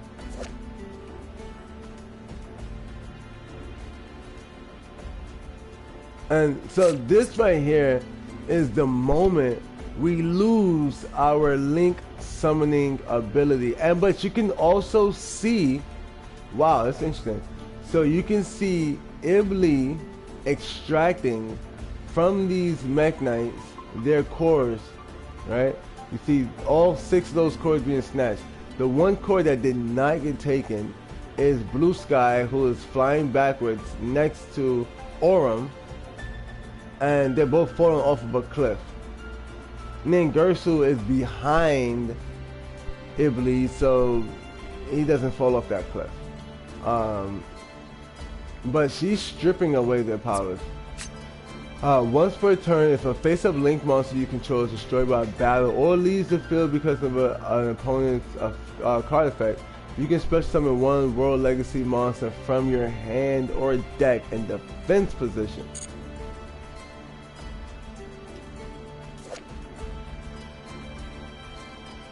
So what happens is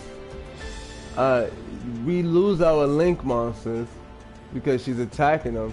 And then that gives us another monster in return. We come back with another defense.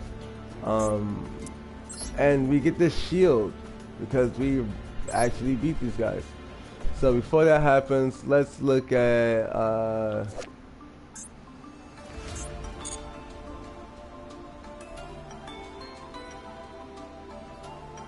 possibly putting another Orem in our deck. These are the Nightmare Beasts. It's funny, they literally match the Mech Lords. I never knew that. I just thought there was some random ass cards. Cause I would, you know, honestly, I've seen this a lot in Duel Links, especially the Nightmare Phoenix. And just because it's a Phoenix, anything involved with Phoenix, I'm just like, oh, this is something I should invest in. But I didn't understand why it was called Nightmare. I thought it was like an evil Phoenix or some shit.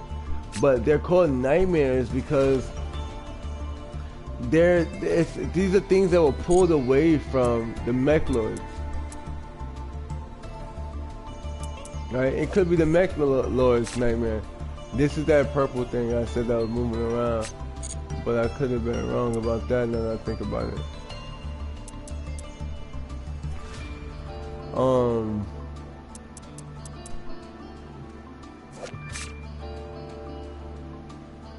Now this is really cool.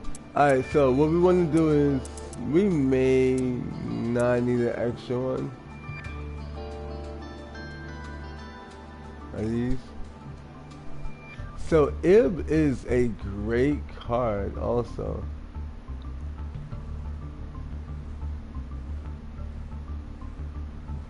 But as the story unfolds, she's a bit more she's becoming evil, you know.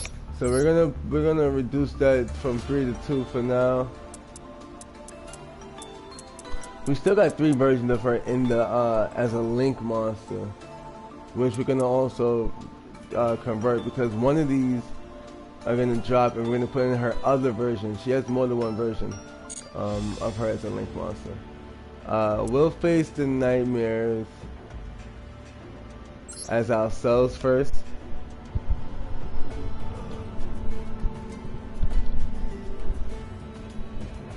This way we can try to claim the World Shield.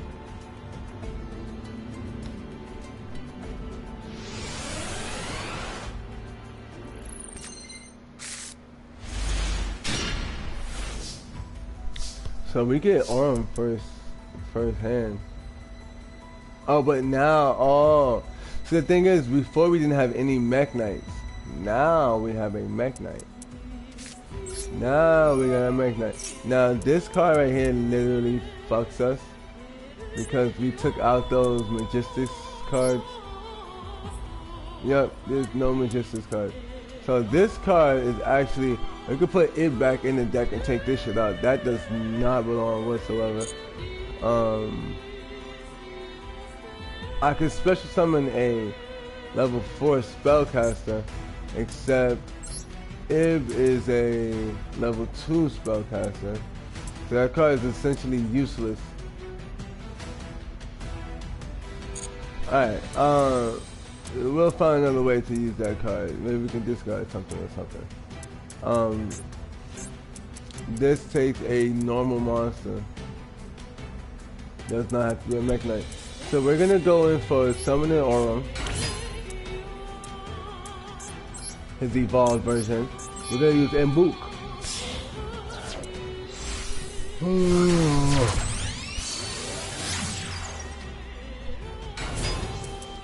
We're gonna normal summon using the power of Mbuk. And we're gonna summon Mbuk again. And we're gonna link summon Aurum.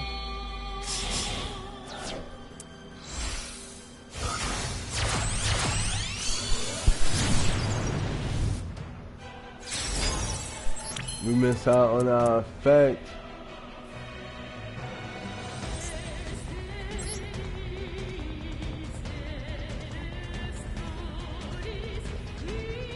Now the thing is, we can evolve up, but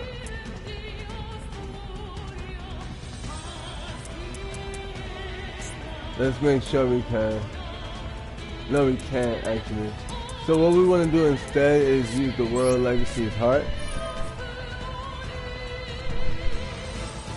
And we want to take these cards and return them.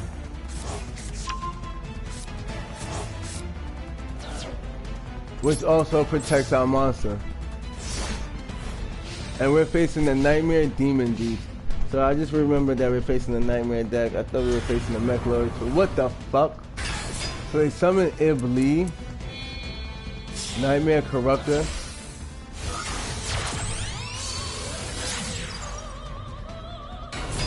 And she comes out and weakens my monster. And summons herself back out. Oh, onto my field. What? What the fuck? What the hell is going on?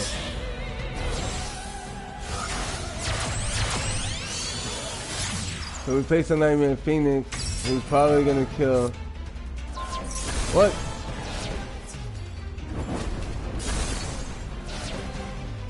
Alright, I don't know what that was all about. That seemed like a bunch of hoopla.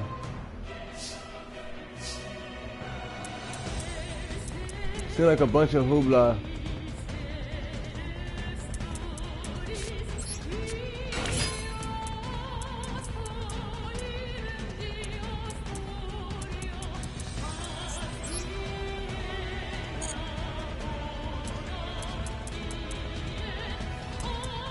So we're gonna use the effect. Pop one. Bring back Aurum.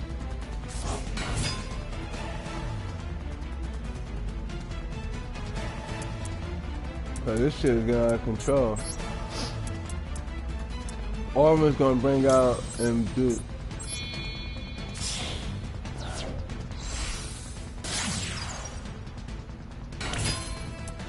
This is gonna let me summon another Duel. Then I can pop my other Duel to bring out Aurum again.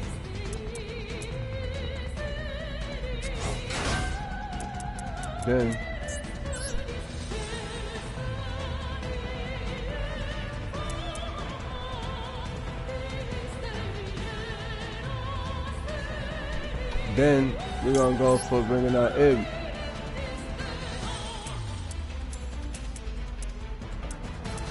One and two.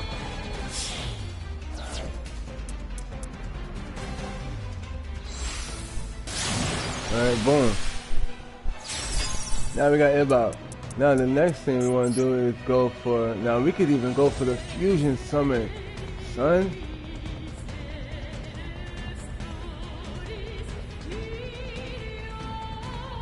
When an attack is declared involving this card and an opponent's link monster, you can banish one link monster, the same link range that one. Destroy that monster if you do inflict damage. That's a link too. I could banish a link too. And just pop that shit. But we're not gonna do that. We want to name Gertrude actually.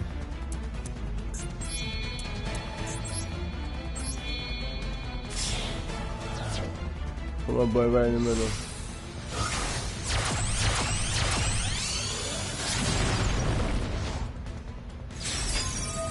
So we could have put him right there and locked him out the board. I'm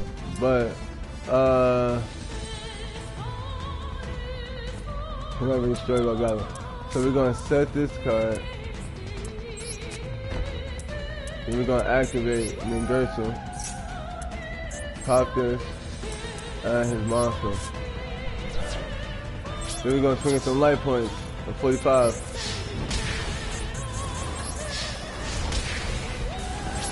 We're right in that turn. Next turn they gotta pop that or they smoke next turn. Yeah, it's GG. So that face down card, it has to be a really powerful card or it's like it's screwed. We'll go in for the attack. We really don't even have to do that, right? Look, we can actually special summon. I'm banishing this nigga.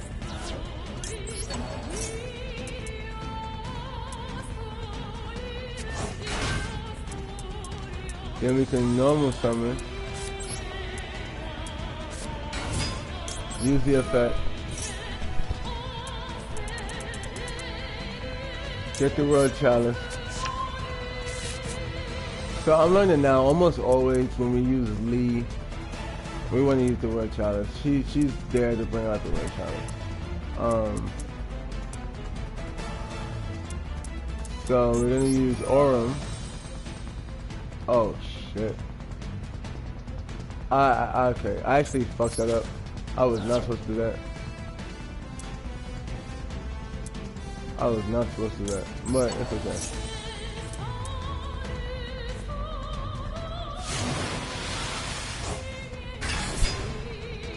This custom favorite, you can special summon one World Chalice in your hand. So we're gonna use the World Chalice.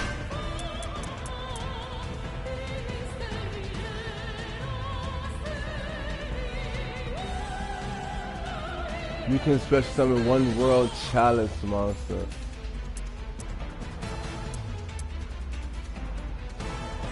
Yeah, so these are all World Chalice. It's not just a World Legacy. It's specifically from this Chalice. As you can see on their neck. This is actually a really cool story, I'm not gonna lie. Let's further our works. We wanna re-summon Ningersu. So we're gonna bring out Mbuka again. Right, no, these two can go into each other as well.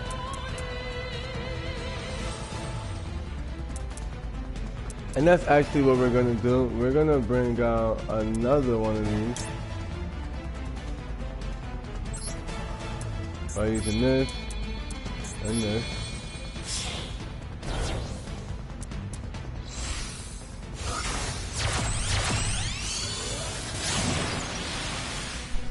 And we're gonna actually go for evolving our dragon. 1, 2, 3. And he's gonna go right under his master. And we're gonna go for the attack. First Aurum attack, and then his legendary dragon.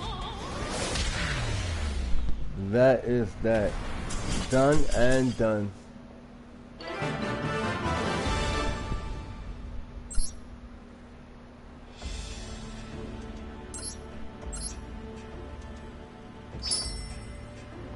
So we got the World Shield.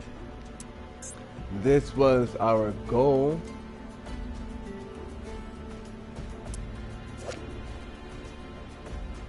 World Legacy Awakens.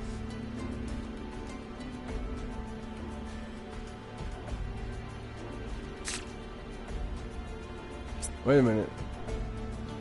Why does it look like she took that nigga's sword? Isn't that sword now the key? We don't know yet. But what we do know is that we definitely just acquired the shield.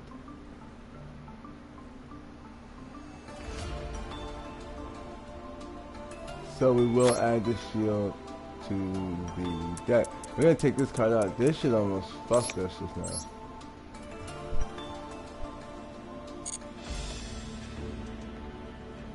Alright, now let's go into... We need this card. This is essential to the entire deck. World Legacy's Corruption. Those cards will corrupt you. It's like the Millennium items, right? They're powerful, but if not treated the proper way, they could just possess you and bring you into the wrong direction. So you gotta be mindful of those type of cards. Or things in life. Sometimes life brings us situations like that.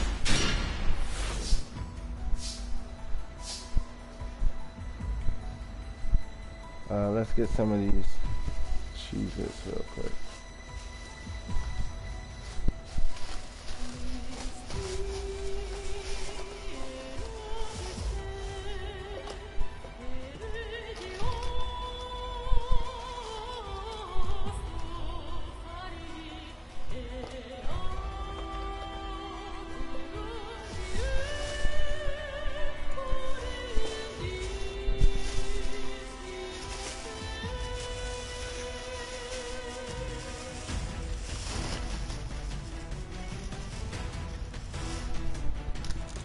Alright, so Magical Hound, what the fuck? Alright, anyways, now we're using this deck with the World Legacy Scars, which means that we will be using Mech Knights. You can banish 8 Mech Knight monsters different names from your graveyard. Send your opponent's entire hand and extra deck to the graveyard. That is ridiculous. No, for real. That shit is actually pretty damn broken. It doesn't really make too much sense to be that powerful. But we'll go for using the Mech Knight. Once per turn, you can discard 1 Mech Knight or World Legacy and draw a card. Yeah, that's actually pretty decent of an effect. So what we'll do is we'll activate the field card. We'll we have no extra deck. What the we have no extra deck? What are we trying to do?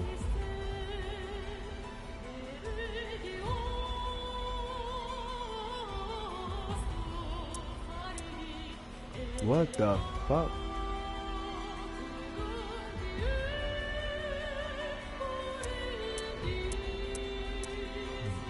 Whoa, this is interesting. If this card in your hand, when you get right, target one face of the spell card in your hand. Return to hand if you do special summon this card. I'm thinking we need to set this shit. The way it's looking, this is a really bad situation. We have no extra deck, and we have no idea. The Nightmare Beasts are very they're very powerful. And with ease, they can come out and start doing screwed up stuff like this.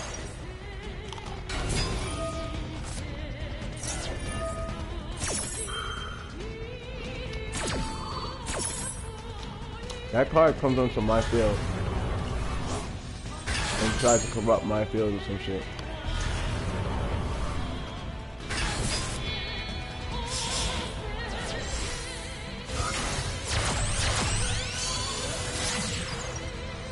Nightmare and Cerberus.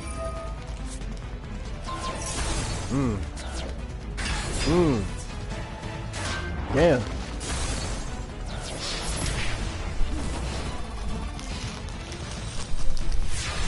Well, that's one way to do a nigga dirty. Alright.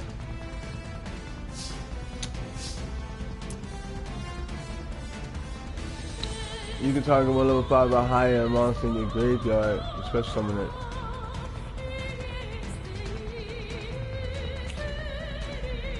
Negate your opponent's monster effect that activates the same column. Alright.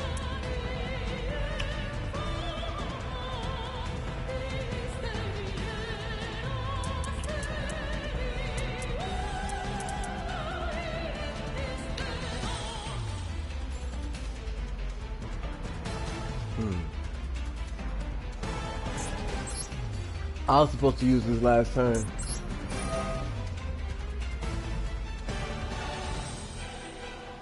Wait, what? Wow.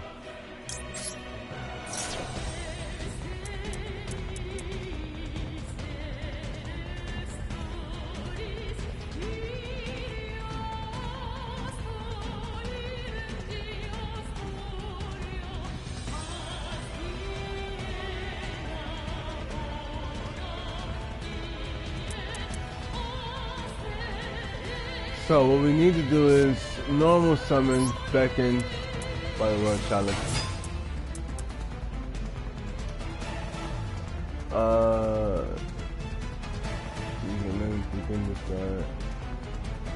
Yeah, we show the card effects. Alright, so we're gonna go ahead and power up our monster. And we're gonna battle.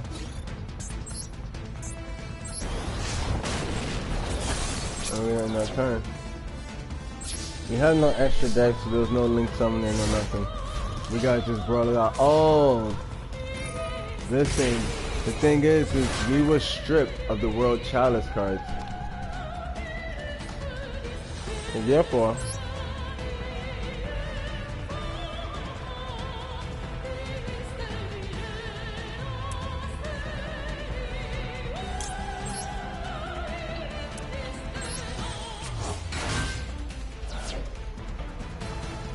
there's no link. We were only able to link with our deck because it's our deck and we could better how we choose. But that makes sense now.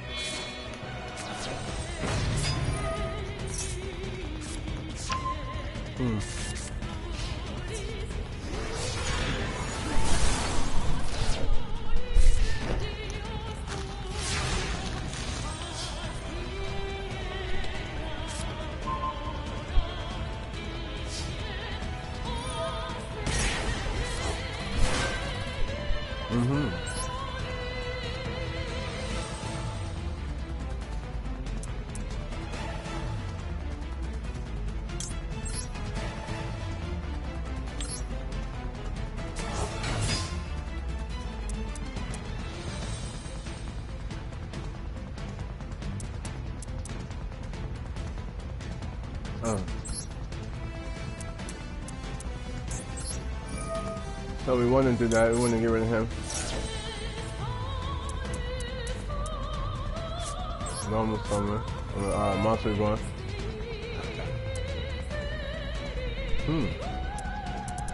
So we could use this on you too.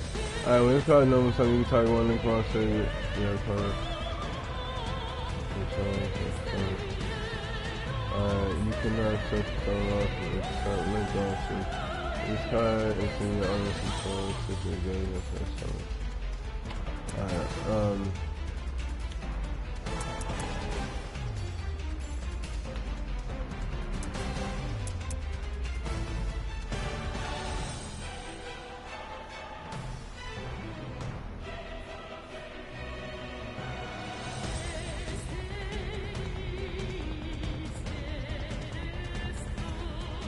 Right, so we'll take this card. Oh, Monster Reborn.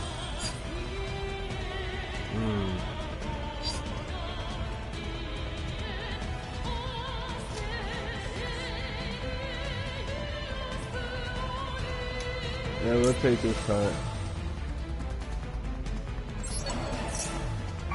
Because actually, now that I think about it, we could put him in attack position.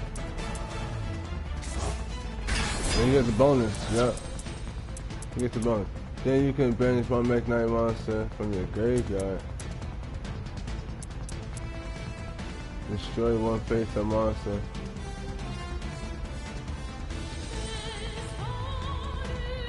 And this card is column. But, oh wait. There's no monster in this card's column.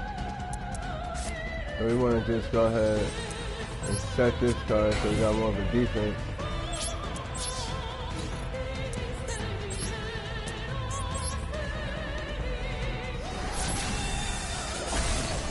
So we pinched him for 100, we got enough time.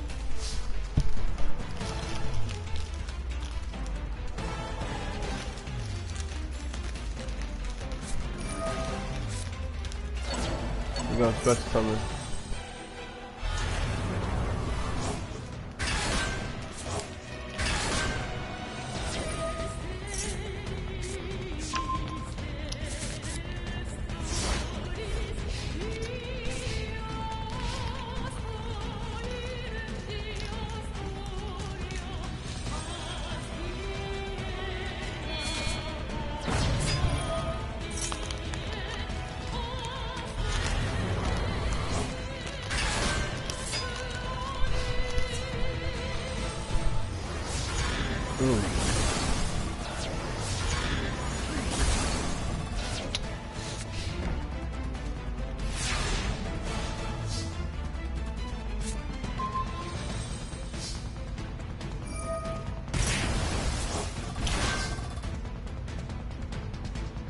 So I don't really see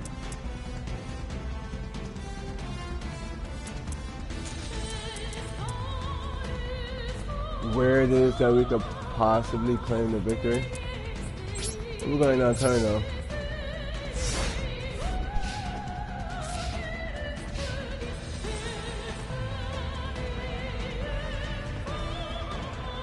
I mean, we're only down by 300 points.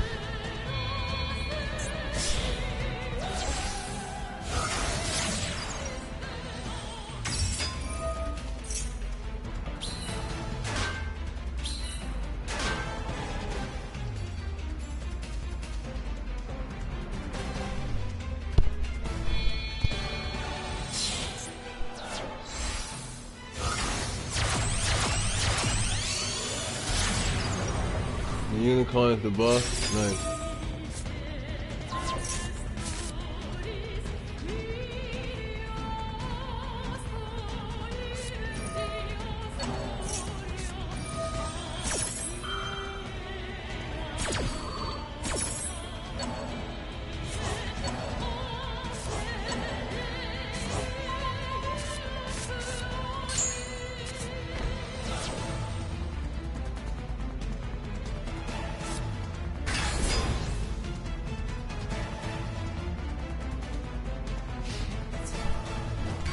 Alright.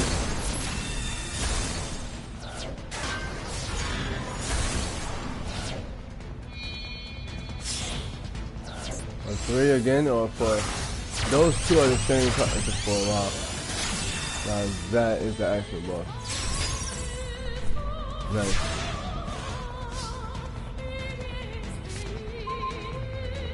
Blue Skizar.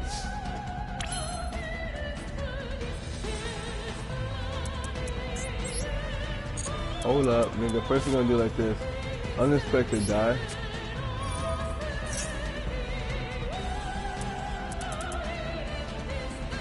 Wait a minute. I'm gonna say this is not my actual deck, is it? The answer is no, because it's a bunch of we got Solemn Strike in here.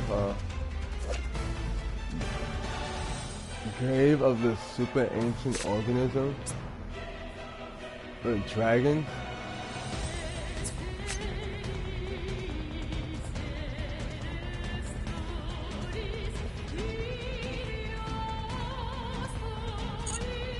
Wow. Anyways, doesn't look like we got much hope in this duel. So we're gonna have to play this shit to a maximum. We want to special summon is Aurum, the Mech Knight, because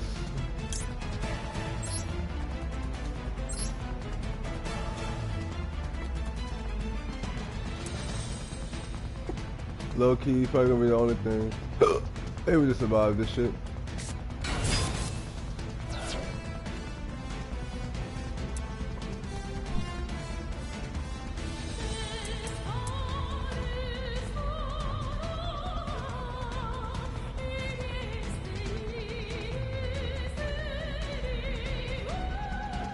So what we're gonna do is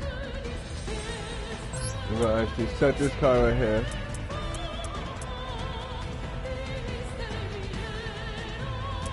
That's gonna let us special summon this card right here in defense. And this is actually who gave Aurum his power. We're gonna take him and add Aurum to our deck. Look at that, damn. We never normal summon. We can use this effect. It says in your hand to draw a card. We're gonna have to take that chance because we already got one on the field. So there we go. Now let me see. Nothing's blending. Not yet. We're gonna. Oh wait, what? We can no longer use their dog.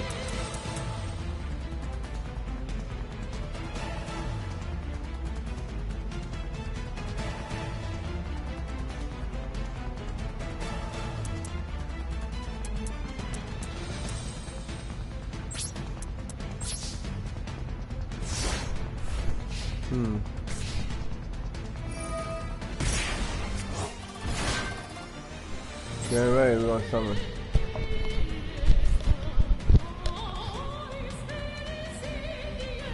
You are damn right we're gonna summon, my boy.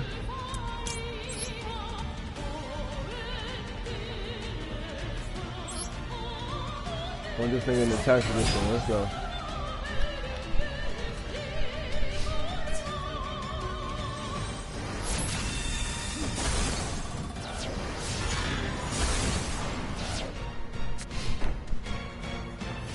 Jeez.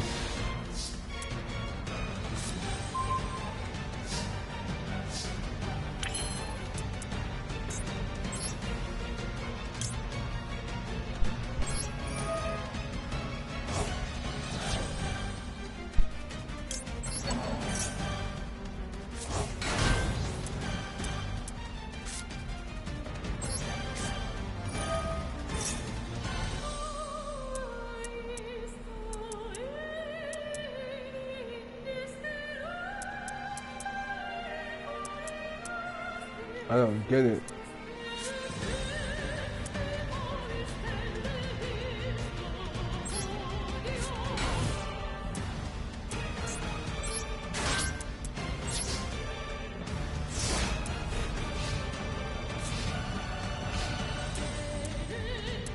I got the lead, but barely.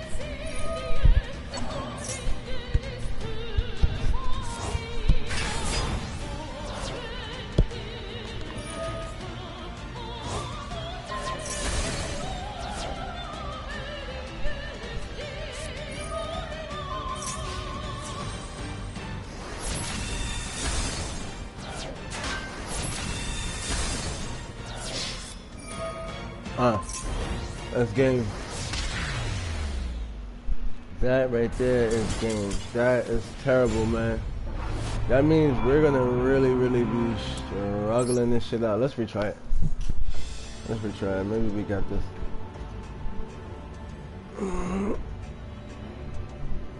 I mean, it is super early, right?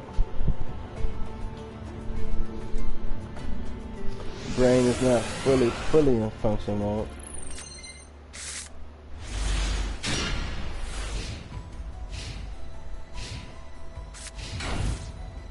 At least now we know more so. what it is that we need to expect. Starting that last duel, I did not realize we had no link monsters until a bit later into what was going on. But again, it makes a lot of sense. It's literally because Iblis took away the World Chalice powers, so there's no more linking for these guys. But that's cool because now I know what's going on. First things first, we will special summon. Let's put it like this. So we got chosen by the World Chalice, which is Aurum. Aurum is coming out. Aurum comes out and he has Blue Sky come out with him. Blue Sky is that nigga, he helps this nigga out.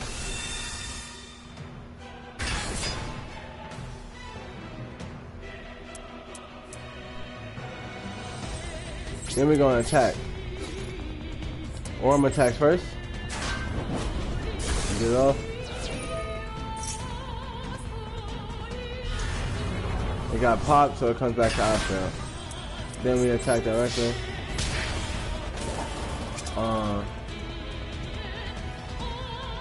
Main phase 2. We will actually go ahead and set a card behind Iblis. We're gonna end our turn. So we're gonna pay life points. We're gonna win this match. I'm sorry about that last match we lost. We did not realize that we couldn't link summon, so that altered our overall strategizing. We're gonna pay 1,500 life points and negate that. He gets the lead if he's gonna attack, but he can't attack. So this could be game for him. This could very much be game for him. So what we do is we will bring out Ningerson to fight side by side.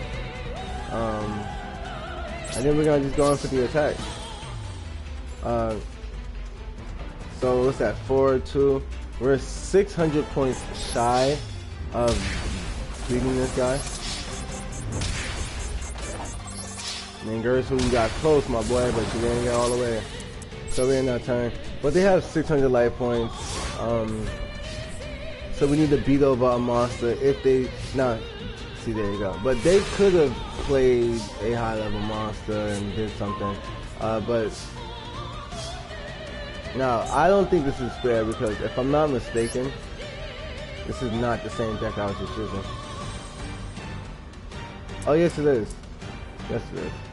I was like, wait, this is not the same deck, but it is. It's definitely the same deck. Except I started off with this card last time, Magical Hound. They really fucked me. This card just did not serve any purpose. And they also gave us this field card instead of this field card. But now with this field card, there's nothing they can really do. It's pretty much clipped. We will bring out Duke and we will attack. With Duke. Kill you with the baby dragon. Hold that, my boy.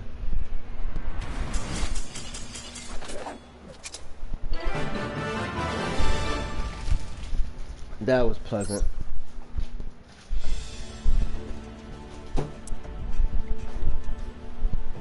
Alright, so we got past that, right? Which gave us the World Legacy's Corruption. In which case, we need to see where we can set that, because that was a major part. That was a major thing that happened. She came in and stripped them. They are no longer able to use their link monsters. That is such an unfortunate thing, but it is also their reality. We're gonna take out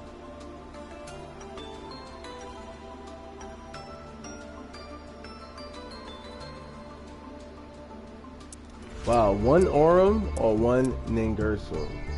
We'll take out one Aurum because we have other versions of Aurum in the deck already, so he's still present. It's not like he's using his spot. He's just evolving his spot, evolving his position within that spot. Alright, so we're gonna save that. We beat these niggas and got the shield. So we got the shield and the lance because that was there together at the same time. We got the chalice, the armor. Now this wand we have not earned, and if we don't find it soon in the series, we're gonna take this out because we didn't earn it yet.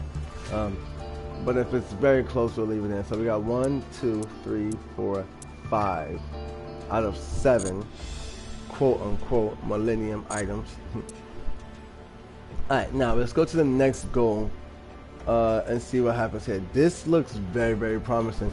She's apparently taken. Oh shit! His crystal is inside of the sword. Look, you see when she collected everyone's all of the crystals from everybody, right? His crystal is inside his sword. That's funny. Wait, maybe didn't all of them have it like that, right? Whatever. Anyways, I do believe that they all have those crystals in some part of their armory or weaponry.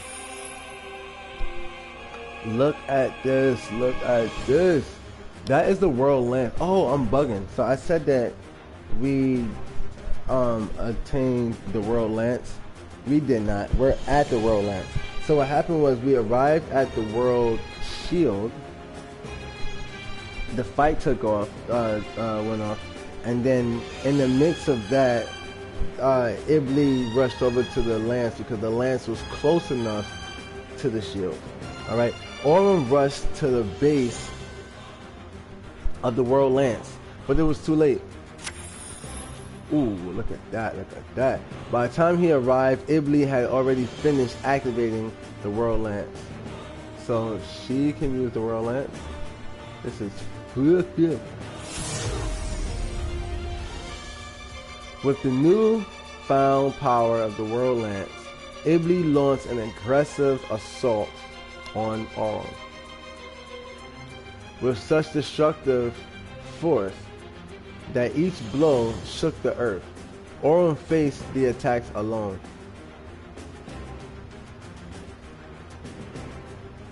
Damn, my boy. In the face of those attacks, Aurum now lay wounded on the ground. She's too powerful for him.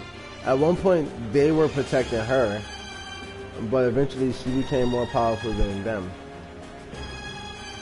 Ibli moved to pick up Aurum's discarded sword, now swinging it over and over, as if to check its weight. Then Ibli moved in closer to inflict a final blow on Aurum. Aurum couldn't move his upper body, let alone stand up. Just as Ibli raised the sword to strike, a small shadow emerged from Aurum's cloak. So his cloak is his hoodie, his coat type shit, gown, right? But really is cape, like a cape type shit. But anyway, so now this cloak is a hooded cape, to be more specific. But this cloak is where that nigga was hiding at. That's Mbuk. The young dragon Mbuk summoned his otherworldly power between the young boy and girl, determined to help his companions in their time of crisis with whatever he could muster. That power suppressed the evil that dwelled in Ib, if only for a moment. Wow, look at her. Wait a minute. Is she not wearing? Alright. It's her soul. It's like purely her soul. By suppressing Lee's evil spirit, the spirit of Ib that had resided deep in the depths had now awakened. Aurum laid on the ground, powerless. Mbuk was exhausted of his powers and unable to move. And Ib was now holding a sword in her hand. Realizing her situation, she made her decision. Only she could put an end to Lee's evil desires.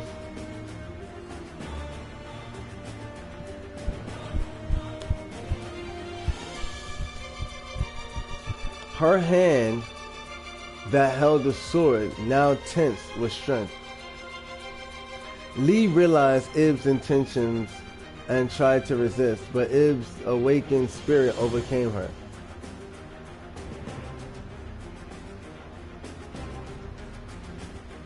She sees a flashback of her childhood friend desperately calling in her direction.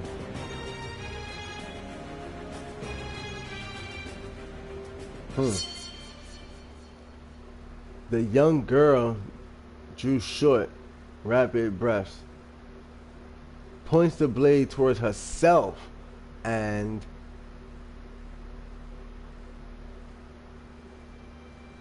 what the fuck? No way. When Ningirsu arrived at the scene,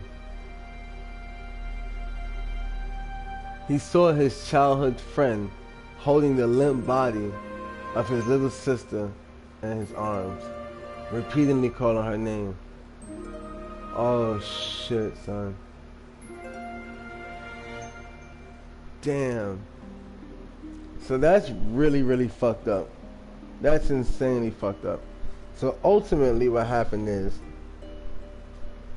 Ib was possessed by Lee. Lee wanted to kill Orem, but Ib was powerful enough to stop Lee from killing Orem and instead killed herself. Wow. That is crazy. At the cruel end of this surreal scene, the older brother could do nothing but stand there, stunned and speechless. Oh, this is all fucked up. That was all fucked up. What? Nigga, that shit was terrible. Nigga, what?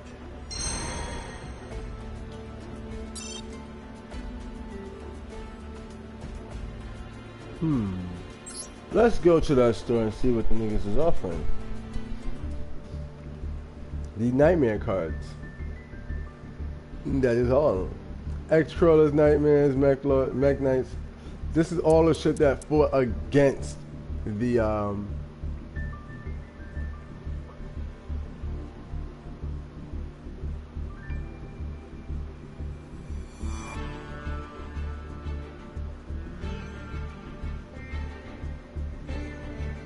yeah, nah, fuck all that. These are the niggas that fought against us. We don't want them niggas. Let me use the bathroom real quick.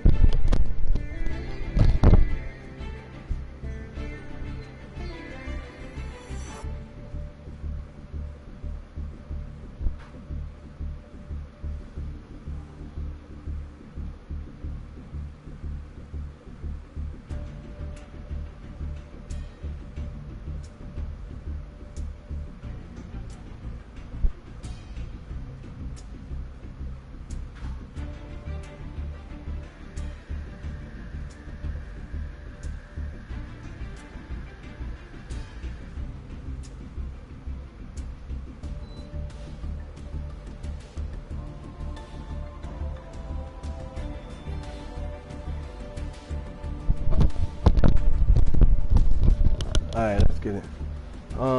New selection pack. Blah, blah, blah. Blah, blah, blah, blah, blah, blah. I say blah, say blah, I say blah, blah. Blah, blah.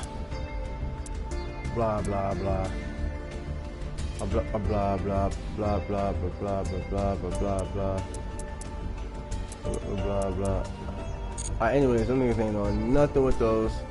Let's go right back into the story, man. We gotta continue to push this narrative and see where we going with it. Cause so far so good. I gotta admit, this is a very, very brilliant story. I love this. We will add to our deck that card we just added. or the card that we just gained. World Legacy Awakens. Immediately after this card resolves, link summon one monster using monsters you control as material.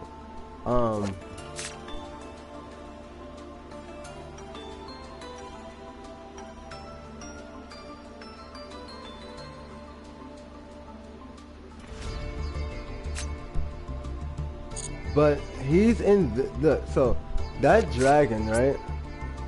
Like that in Duke. He's or in Book, I think his name is. Yeah, Duke. So, but he's in this form when he's fighting, and when it says that it link summons a monster, and I don't know who is being link summoned. Oh, wait a minute. Isn't this the card? Alright, isn't this her? I wonder if this is what she becomes after.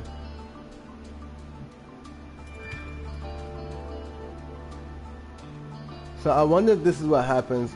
Well, obviously it's after that, but I wonder if this is immediately after that other part, because that would make a lot of sense, honestly. It would make a shit ton of sense.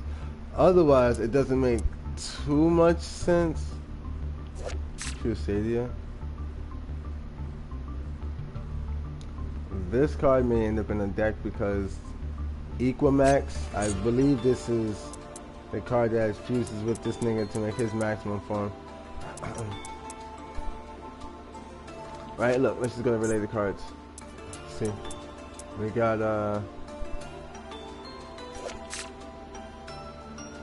now that I think about it, this is a Spellcaster. I was about to say this nigga might have been what can we call it?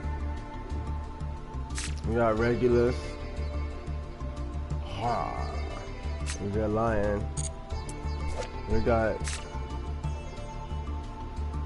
Spafta, who is not it, but looks pretty broken. And then last but not least, we actually have Aurum, but that's Avram because of the Mech Knight thing. So it's Avram Max. This is a Mech Knight Crusader World Legacy card, except it counts as some other shit. Anyways, now yeah, and we can also use that one card with this guy now. What's this? World Legacy Guard Dragon. I want to play this card in my deck so bad, but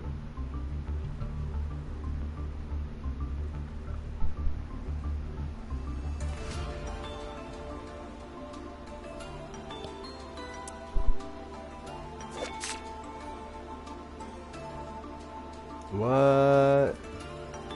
Oh my goodness, I can't wait to see what that story leads to. This is such an amazing story, man. Like the cliffhanger. Wow, that lets you know that this is not gonna end with us knowing the way it's supposed to end. It's gonna be a cliffhanger for sure. But no, this is just such an amazing story, man.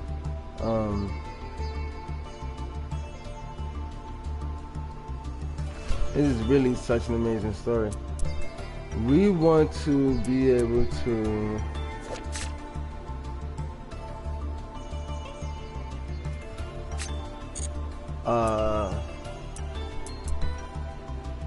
the World Legacy.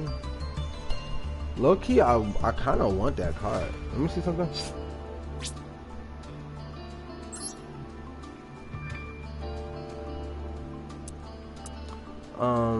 Oh shit. Crusadia Draco? My son evolved like a motherfucker. Now that's broken. Crusadia Maximus. Yo, boy has really been doing his journeying. This nigga really evolves. Like, for real, for real. And you can see Orim is keeping his attribute, Avram. But he's keeping his attribute as psychic, except for here, he becomes a cyberse monster.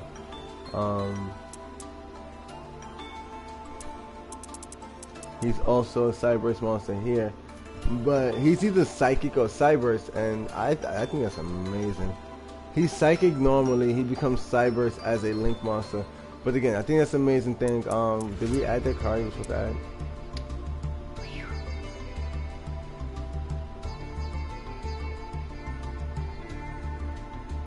Wow. Wasn't there a card to add to the deck? Yep. Alright, anyway, so immediately, I don't know who this is supposed to be. Because from this, she took his sword, was about to attack him with the sword. The guard dragon comes out, and I don't know who's being summoned. But we would have to assume it's Ib.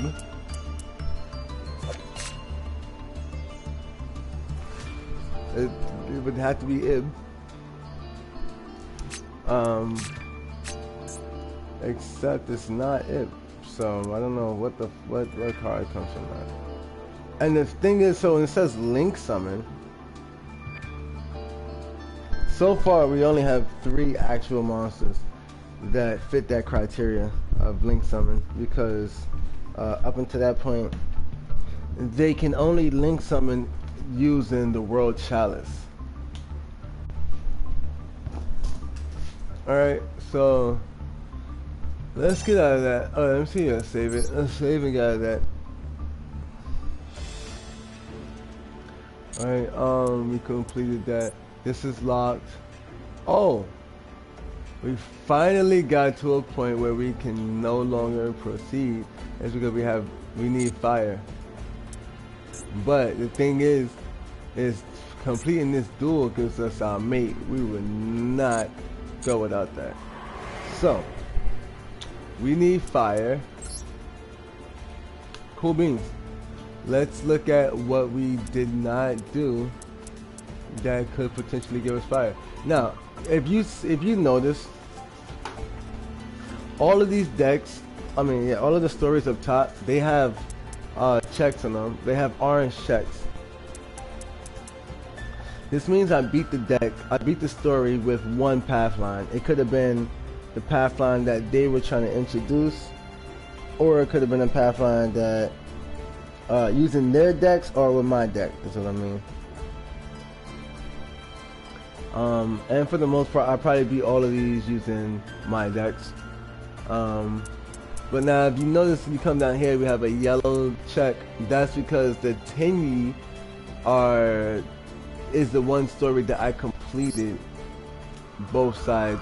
I use my deck and I use their deck, which is also the Tenyi.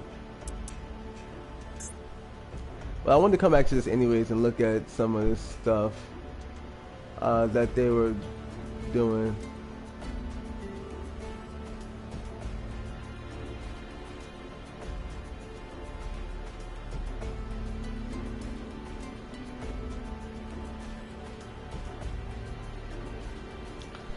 So in this one, they wanted us to focus on using the Berserker, but this is a pure Tenyi build.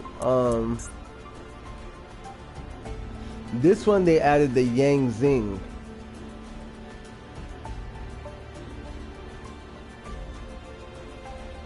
No, they didn't. They added Alistair the Invoker. Which is decent, right? They added but you could also face the Yang Zing because that works with the Tenyi as well. Let's see what this shit said over here. Yeah, so we did that. There was the Yang Zing and Asa the Invoker. I didn't like that too much.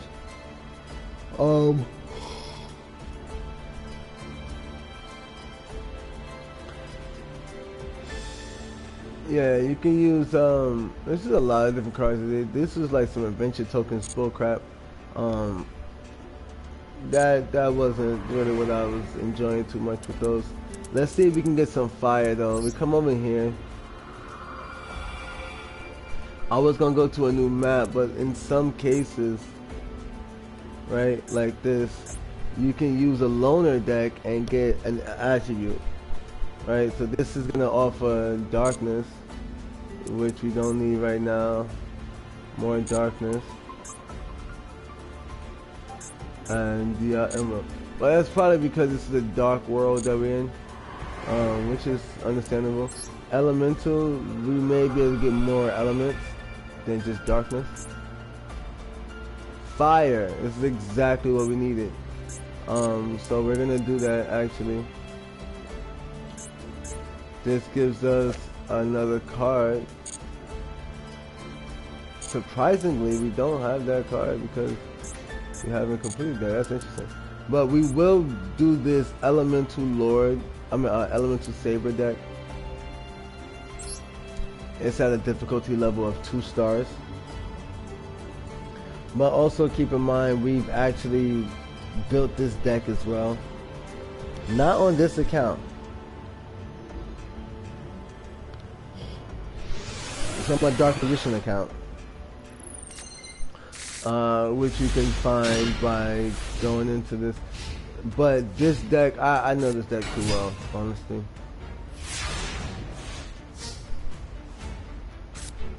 So we don't really need the extra deck.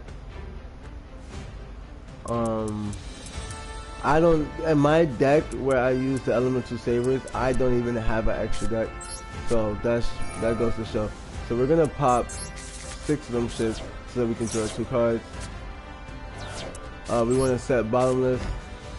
We want to use reinforcements to pull another warrior to our hand, and we're gonna have to go for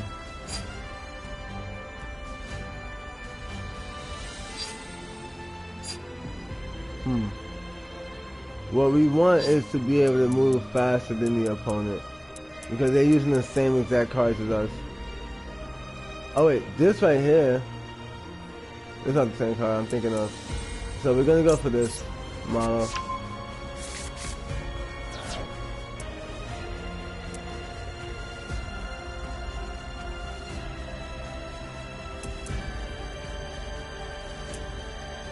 Now the thing is,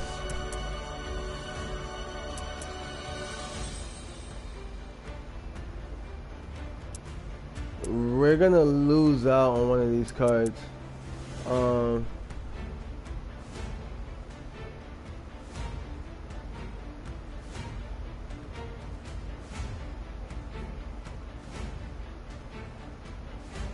That has been properly summoned.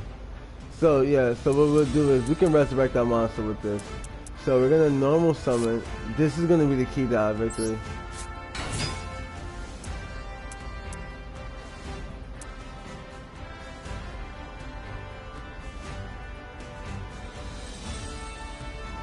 This is a quick effect.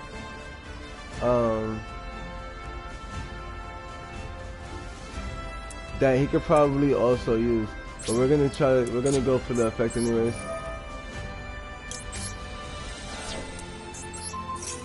Oh, so we got off. We got lucky. Oh yeah, remember this is a 2-star battle.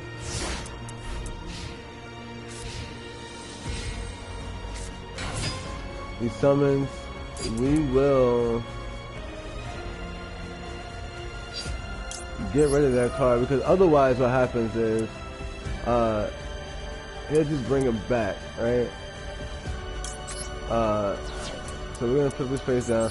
He'll bring his monster back and use his effect on me, and then we're gonna be screwed. So, but this deck isn't so fast. This is pretty decent though. We can kind of work.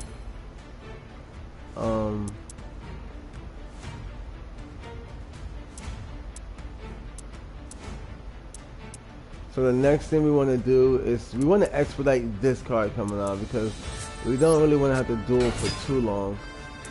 So we'll use his effect to throw something to the grave. We'll throw away this. And we'll get... So another thing is we can just get another one of these boss monsters. Oh no, we're gonna throw one of these cards to the grave. We'll do like this. Then we're gonna attack. Let's see what we got. We got 4. We get one more card in the graveyard and we're good to go. So this monster is 18 defense. Put 17 to his life. I mean, that's time.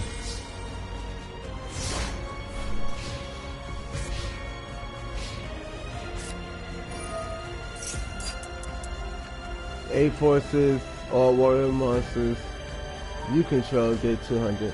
So he gets the boost, and we don't.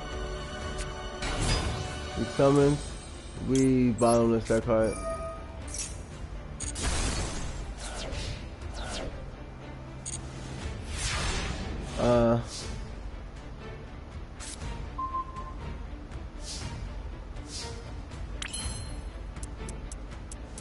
So we normal summon. Yeah, we could have countered that and actually had it. But we're gonna attack.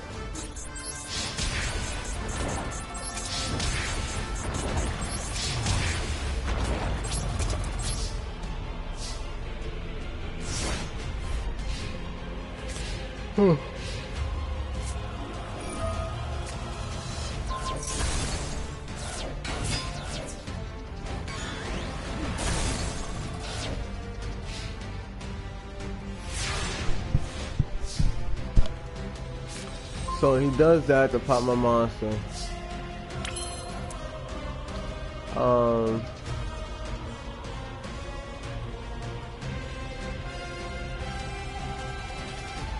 So I'm gonna turn my graveyard into all fire monsters.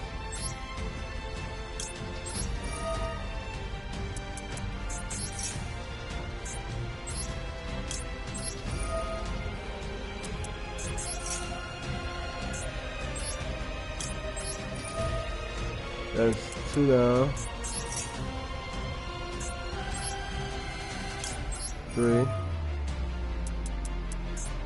4,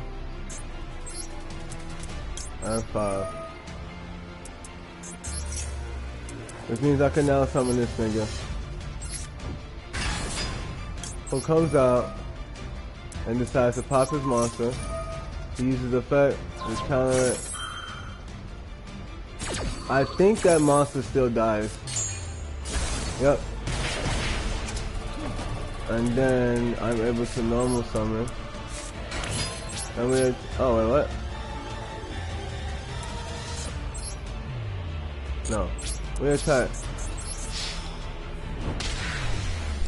And we use fire to win. So that gave us our fire. That fuego. We needed that real quick. So we can proceed with our actual story. That yellow check. You know what I'm saying?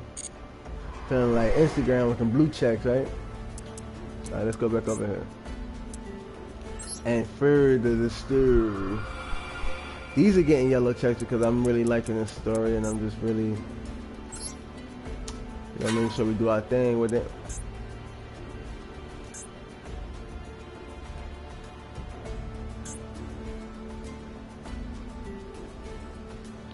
I low-key think this is going to be more challenging, and plus,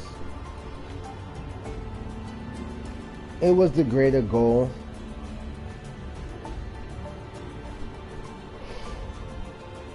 Of this series. To be honest with you, one of the main reasons why I was even doing the story was to get this mate. But now that I've seen the story, I like it a lot, and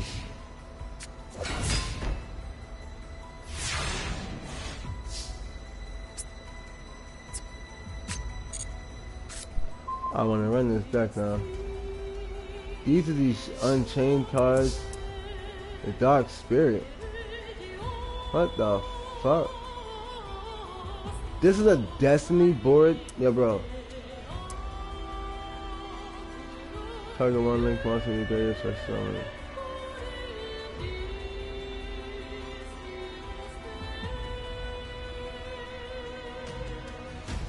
So we're gonna get rid of that darkness shit.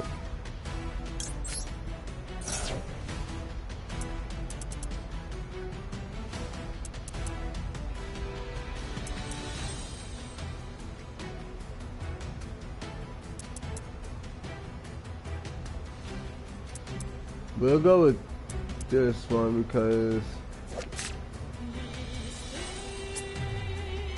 it can come out when you pop another card.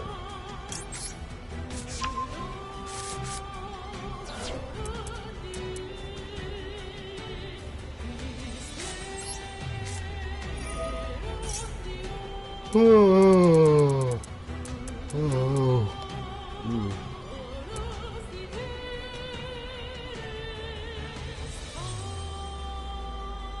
If you link something on a chain link monster, you can target one card in the field and destroy it.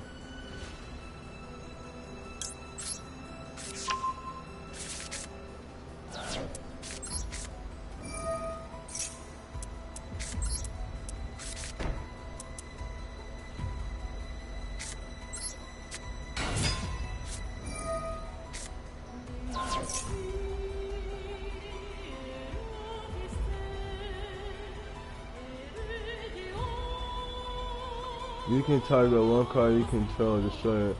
Also, you can untouch someone for the rest of the time.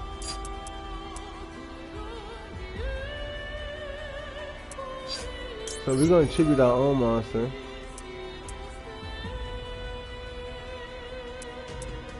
We're going to destroy him so he don't get banished. We try to karma cut it.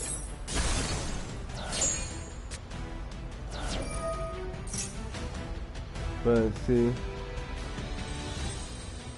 that means I can bring out this monster.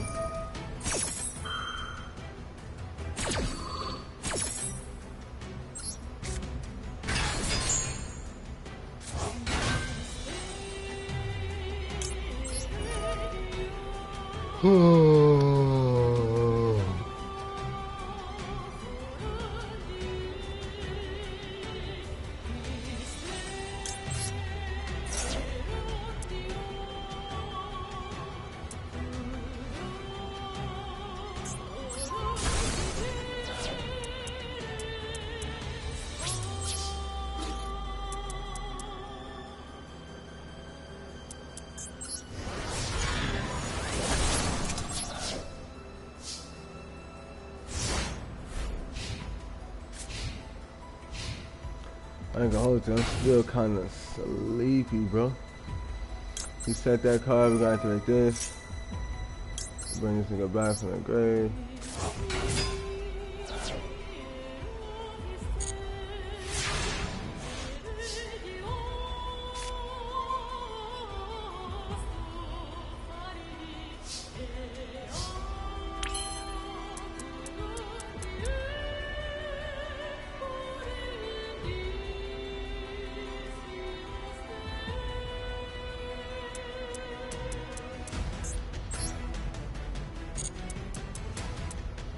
If you link something to any turn, you can target one card and still destroy it.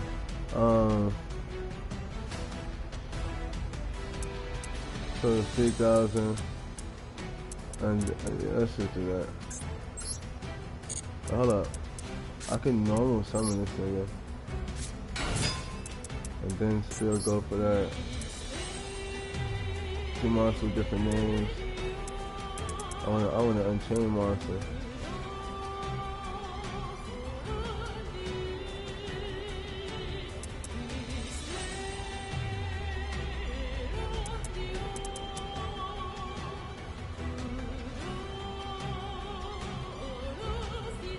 This is the boss, the Unchained boss.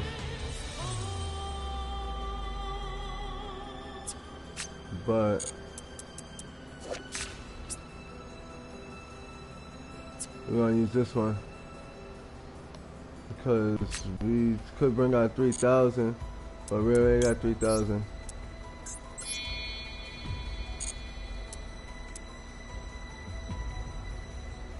What? Why I gotta use those two? Let me see something. Why I can't use this nigga?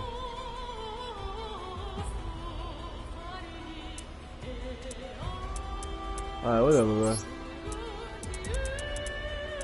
Whatever. We're gonna do that.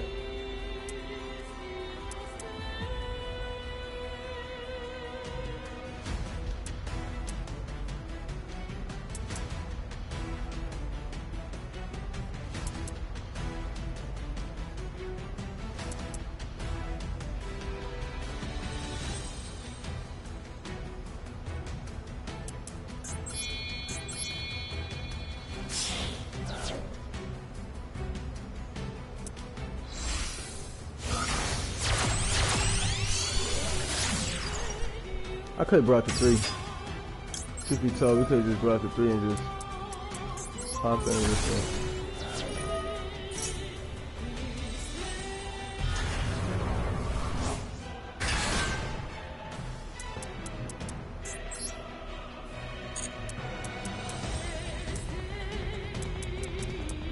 Shit, I might be able to bring out something else. 2 monsters with different names.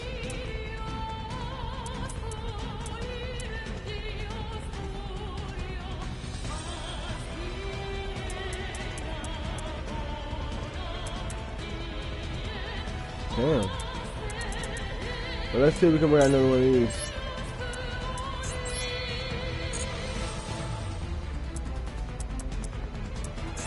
We can't, but we can bring out one of these.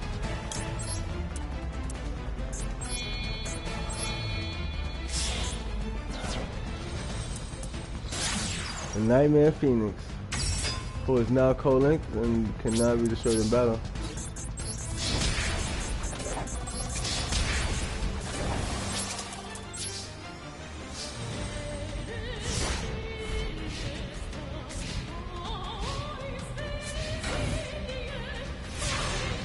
Alright, in the turn. We're almost close to this. Now add one chain monster from your deck to your hand. Alright, let's get it.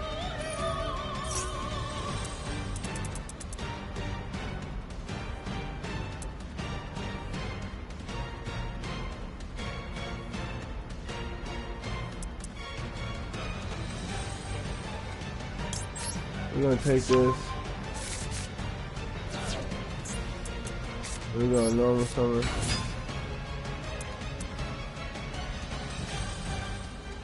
You can target one unchained card in your graveyard.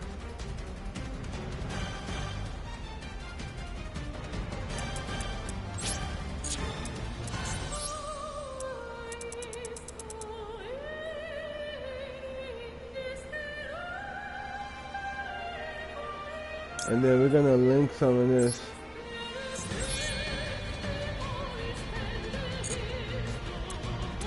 Right? We're gonna link some of that using these 4. I mean using those 2. We count as 2 and 2 for 4. Maximize my slots. That should allow us to pop that monster in the field. And that was the boss.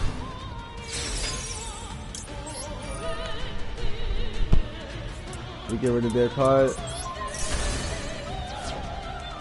If the card is destroyed, you can target one card in the field and destroy it.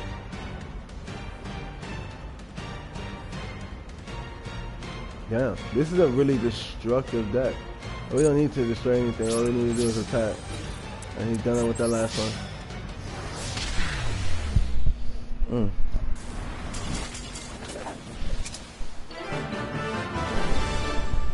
That was pretty insane. I'm not gonna lie, that shit right there was pretty damn tough.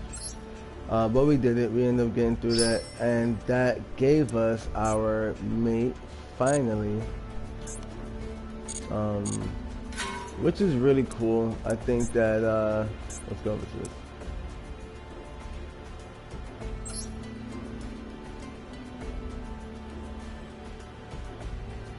What? We can't do it from right there. So we will continue the story, but Forget that, man. We're gonna get all the way back to the main screen, gang. You gotta do shit the right way. And we will change the name of this deck. Oh shit. We will change the name of the deck. This is not Sphinx Magic.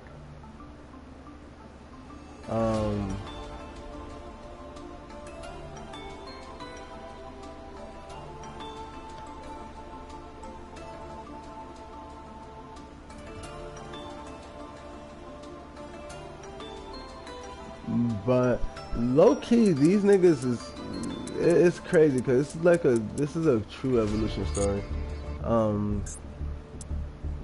But there's a lot of work that got to go into that, so y'all gotta bear with me when it comes to that. We got the card case. Not really. We need something more magic like. That's not the Millennium Puzzle. This is a perfect skin.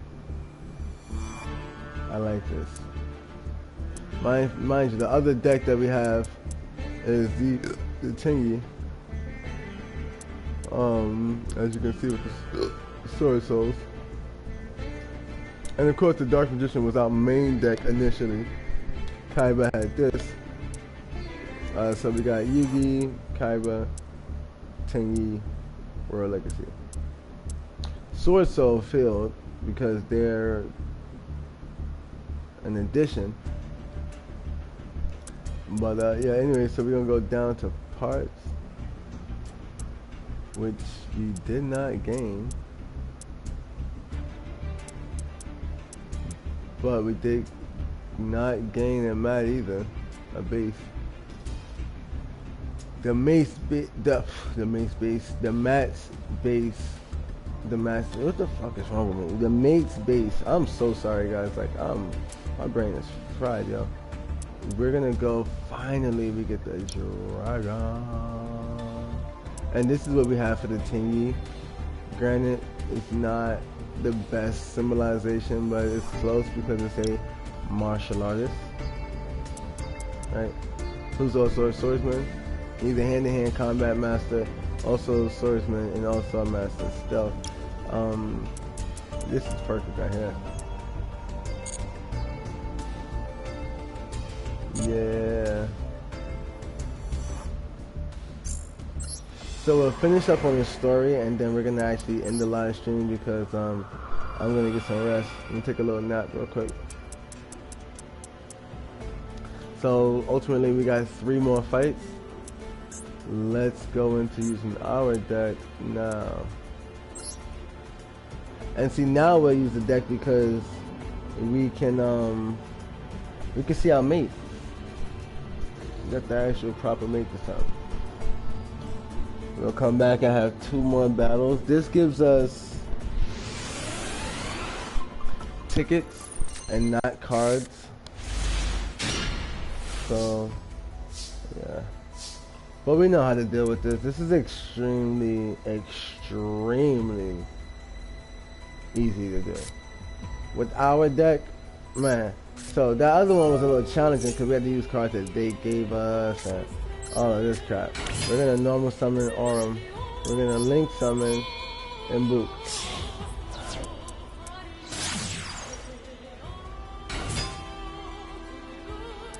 We're gonna normal summon Lee. Use her effect to get the chalice.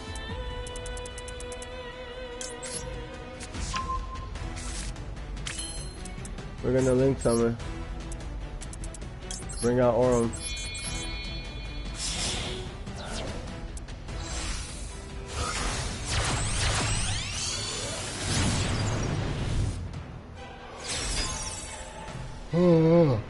And Boot's effect activates. And we special summon the World Challenge.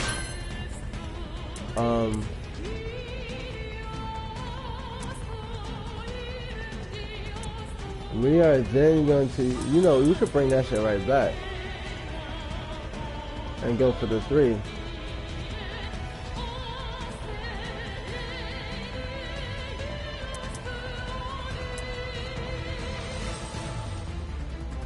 But we're gonna end our turn. Ningirsu is without a doubt more powerful. But oh, he's stronger, but strength isn't everything.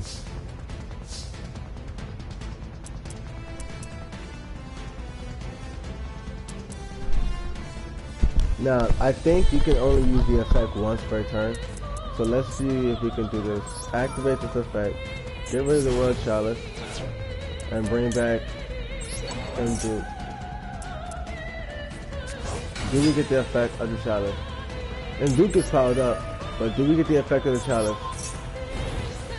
No. Why not? Does this negate their effect? I don't know why that doesn't work that way.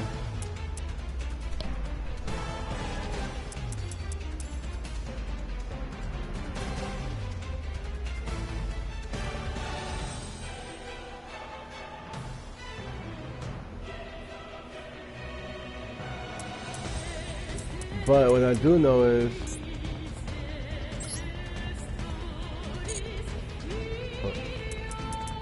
we can actually go in for the Link 3.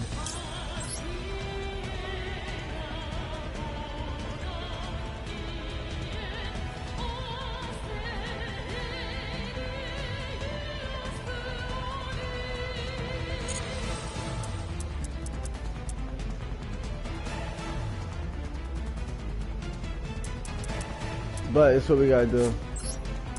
We're gonna use Succession. We're gonna bring back Aurum. Now, we're gonna use Aurum to become Duke.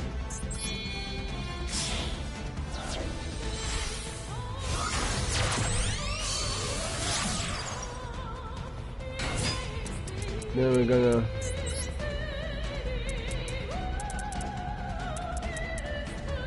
Link Summon.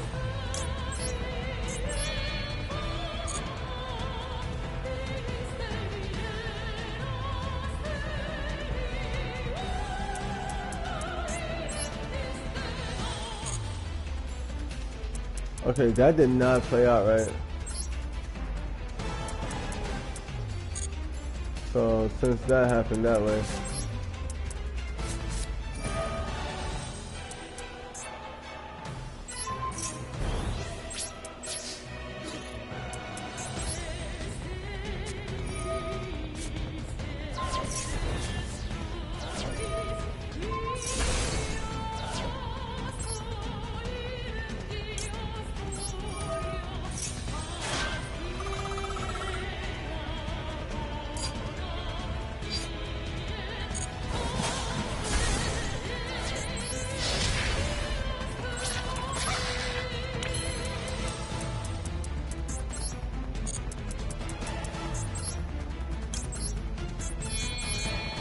they don't know who they messing with, boy.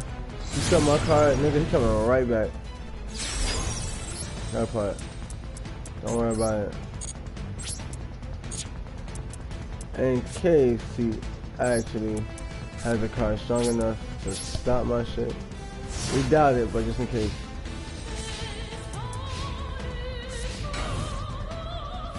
$10,000 life points. Ain't going.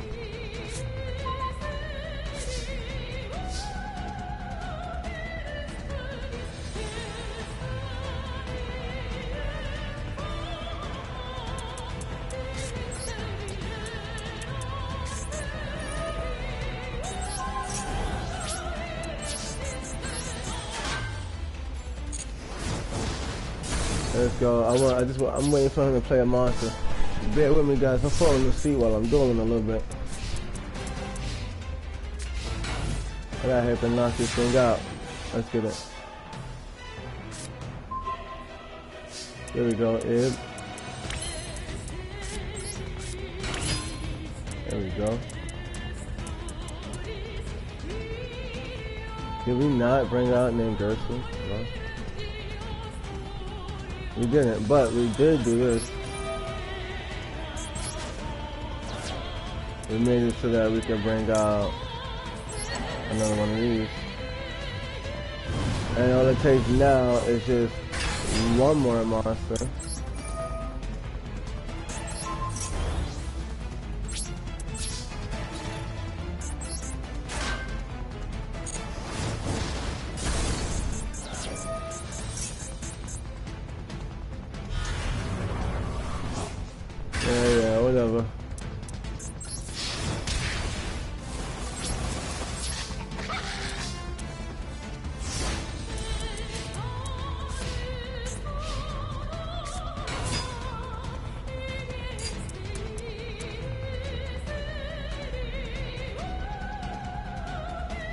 So he can discard up to 3 cards.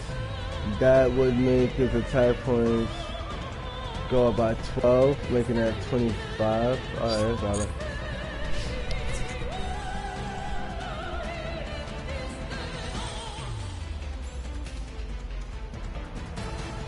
Nah.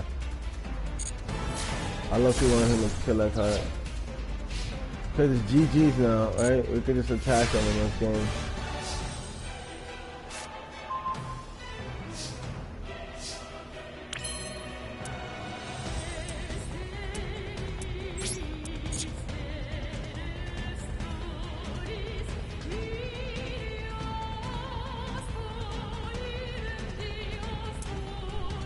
Oh shit, my fault. So I did that shit again. But what I could do though, for you guys, he might fuck around and have a hand trap, right? We don't know. Nigga might fuck around and have a hand trap. So we can use this effect. Get rid of this card. And bring back Gerson. And boot.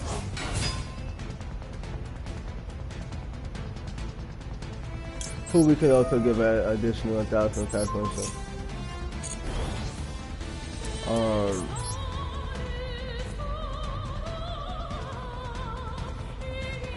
Let's just see.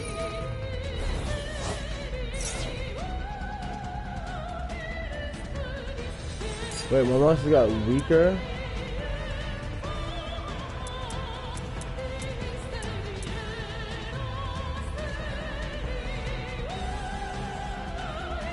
Oh yeah, for each monster in the graveyard. Alright. I'm like, what the fuck just happened? But since you're gonna get weaker, we gotta make him stronger.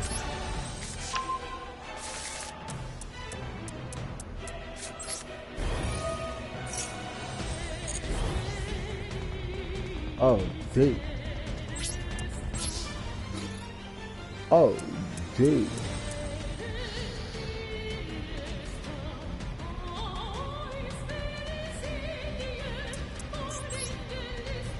You lose 2K. Then you pay 43 to the face. Yeah, like I said, it probably would be a lot easier doing that duel with our decks because we built it, right? We don't got that many restrictions in it for that reason. Here's the finale with this. Here's the finale. This may get annoying. They're gonna go for Predator Plants. Oh boy, so this is the finale. Hopefully we can just defeat them fast and easily. After this we will be ending the live stream.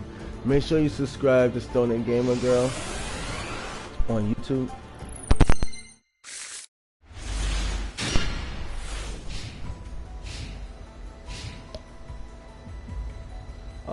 We have AI love fusion. What? That's AI. That's what the fuck? AI child. Well, actually, he pronounces his name AI, but he pronounces his name as I. And this is I facing Playmaker. That's interesting.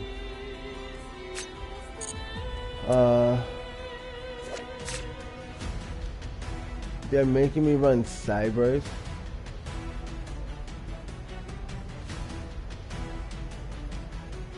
Ignister Island.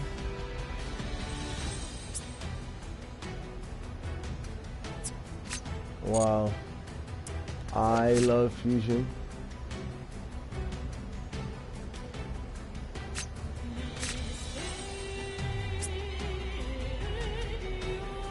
So strangely enough, even though that other one is pink, I still think that's a guy because it's the same exact silhouette, just inverse colors. So yeah, that's kind of weird. Anyways, let's see what we can do. Let's see. This is the field card.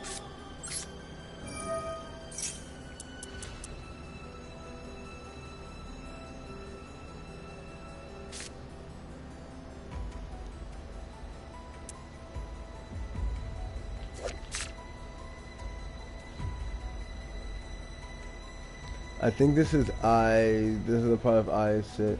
It's kind of something you can target one, some else in your graveyard, yeah. Alright, like this card, right? So let's see.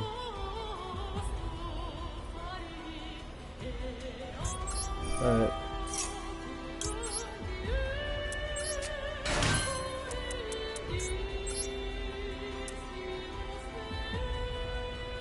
Dark Infant.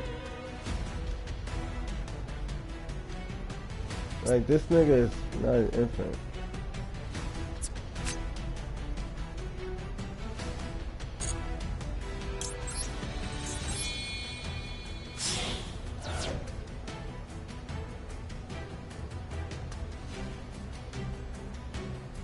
Oh shit, I'm so sorry guys.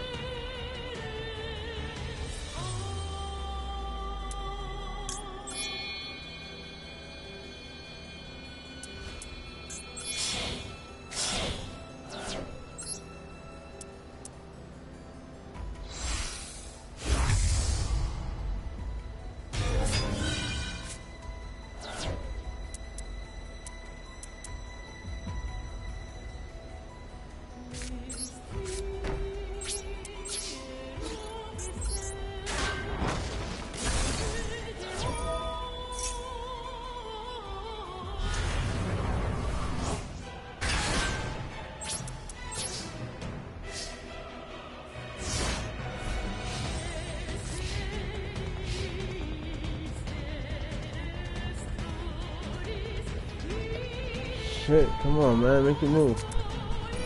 Harpy touches that stuff.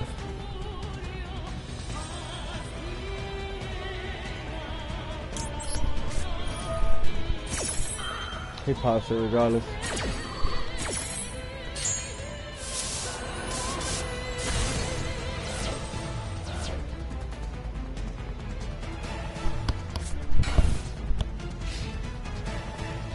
So the good thing about having a powerful monster on board is that in most cases you can shut down your opponent's move, because most times they're afraid to clash with that monster. If this card's in your graveyard, you can banish one and then set this card. I don't know, we don't need to do that. So we'll activate that though. This is a 8.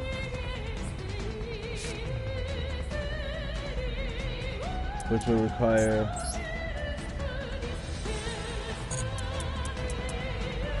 the Cybers.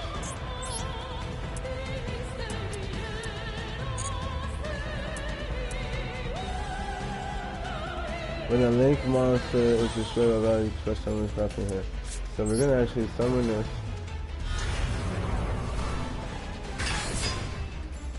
Then we're gonna link summon Fire Phoenix at Ignister. 2 Cyberse monsters, 2 or more Cyberse monsters. So it's a Link 3 monster requiring Cyberse.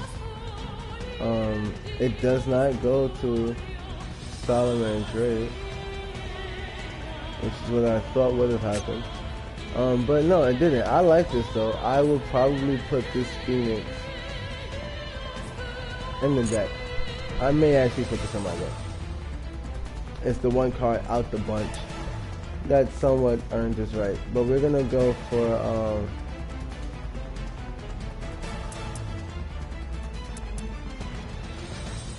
We're gonna go for the Nightmare Phoenix. We'll start off with the Link Karibo. And pop this nigga.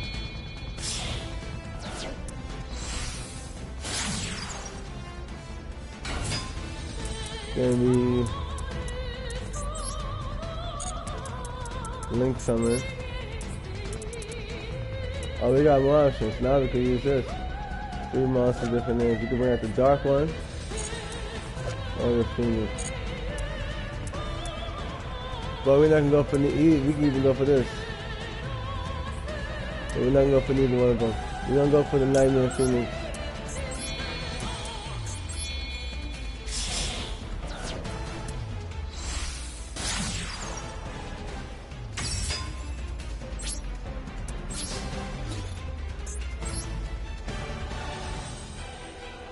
If this card here good you can choose one into from the extra deck.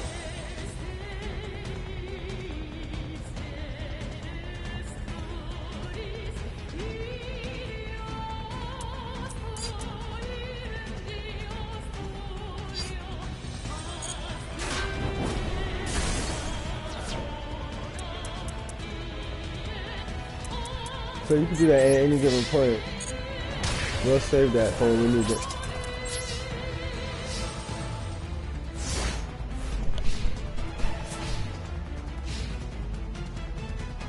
So if we pop the field, if we pop this, and then we're gonna bring out the sword.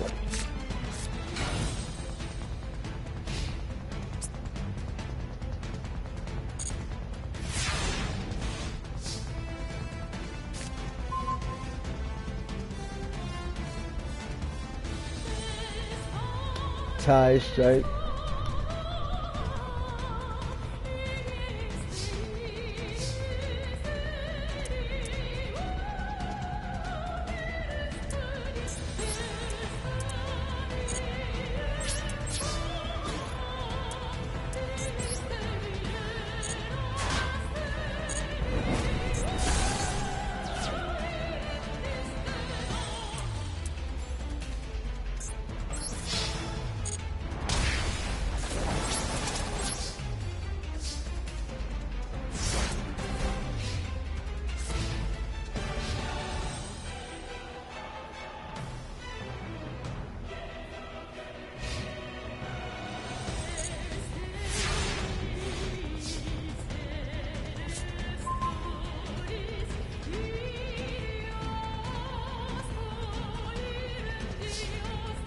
Alright, let's get it.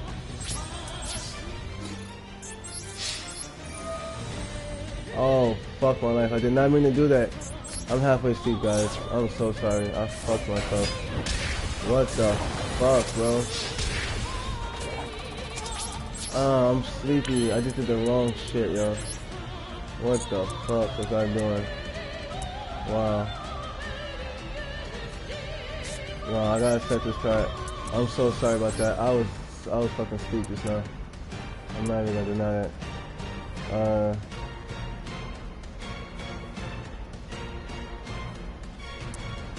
Wow, I fucking screwed myself.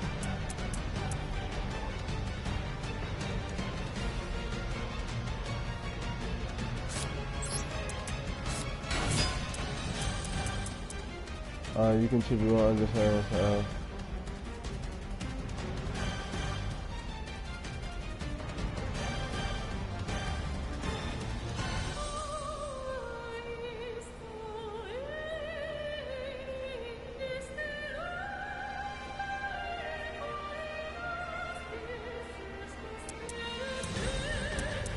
Damn, I'm so sorry, guys. I fucked up big time. I was like half sleeping shit. This one? And now I can't use that other Phoenix shit.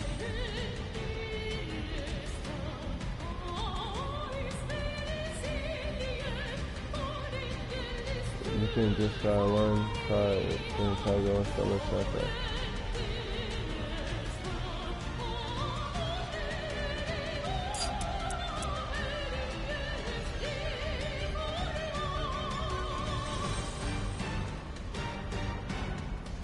Maybe I can go for fusion again.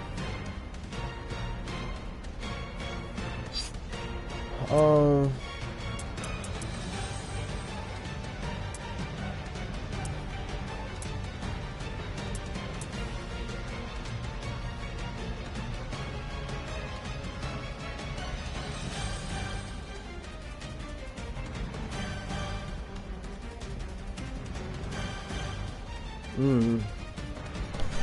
Alright, let me use the bathroom real quick. Trying to stay up, man. Take a piss real quick.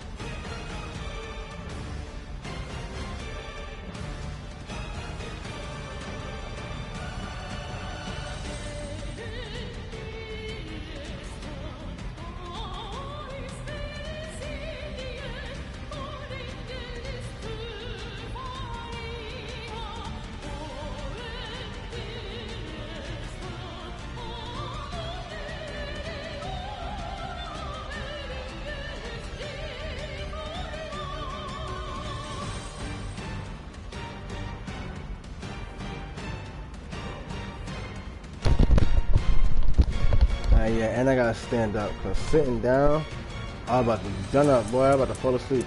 Alright, let's see. This is actually the boss, right? 3 months with different names. Let's use this nigga because I already fucked up, and it's probably our only way to redeem that fuck up.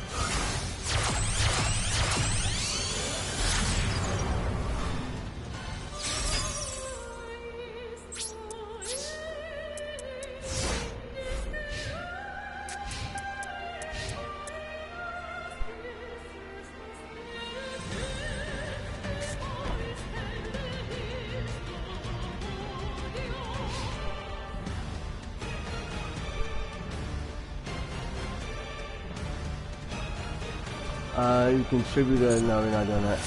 We're gonna attack for game right here. If he pops out monster, I meet you. Wow, this is funny. So we're gonna use that for the Dark Magician deck, the Dark Magician account. We're gonna build all of these protagonist decks, and that is a card we will see. Damn, that's game. GG's. Now that was a bit challenging, especially seeing as how we were using this fixed deck. I don't like using that fixed deck. A lot of times you guys think that is better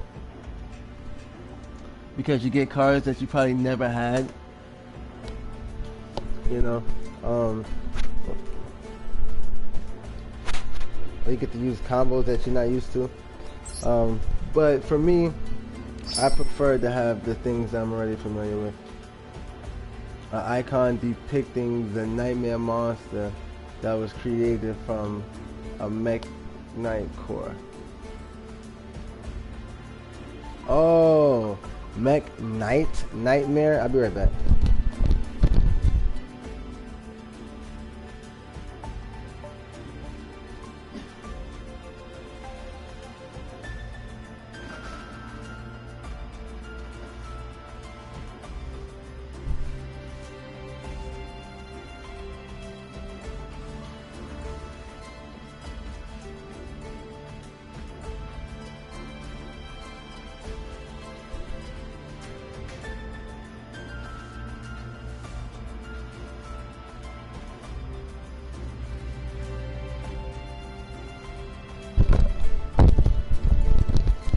Yeah, I'm sorry for that slow moment, but yeah, the mech knights, nightmares, get it, night.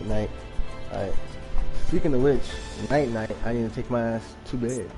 So let's finish this second match. Now this should be a lot easier. Those cards work as well. The eye cards, playmakers things, because they're cybers. And they're just given, and we have Cyber cards thanks to the Link summons, but that's not our playstyle, man. We're not ever gonna pretend like that's the playstyle. We're not ever gonna pretend like that.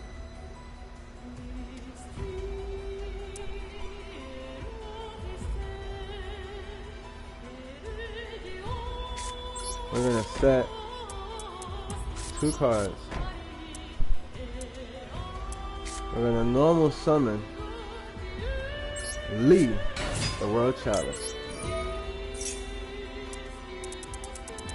And Lee is gonna bring us the World Chalice. With that, I'm at my turn, man. I'm gonna take a little damage in this one. We could have actually even... Oh, Feather Duster. Oh, shit. Or Geki. Oh, those niggas playing dirty.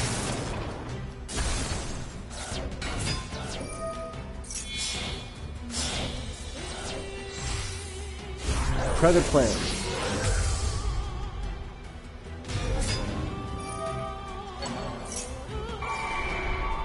Yo, am I about to get OTK? Bruh.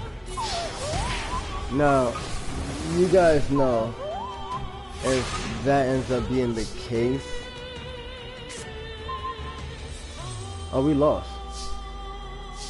Yeah, without that, we lost the duel.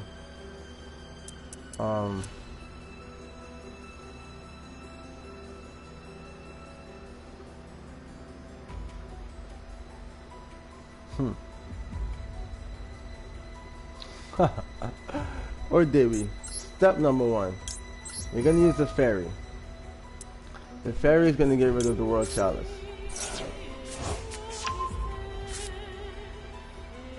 Step number 2.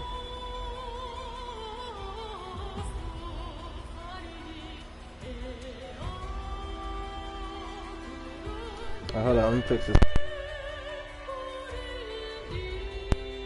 Alright, there you go. Now, for some reason, I don't know why we're not able to use these effects, man.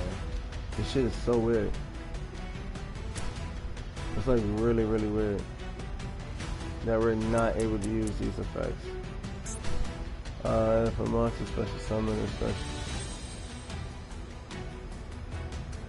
There's a face up.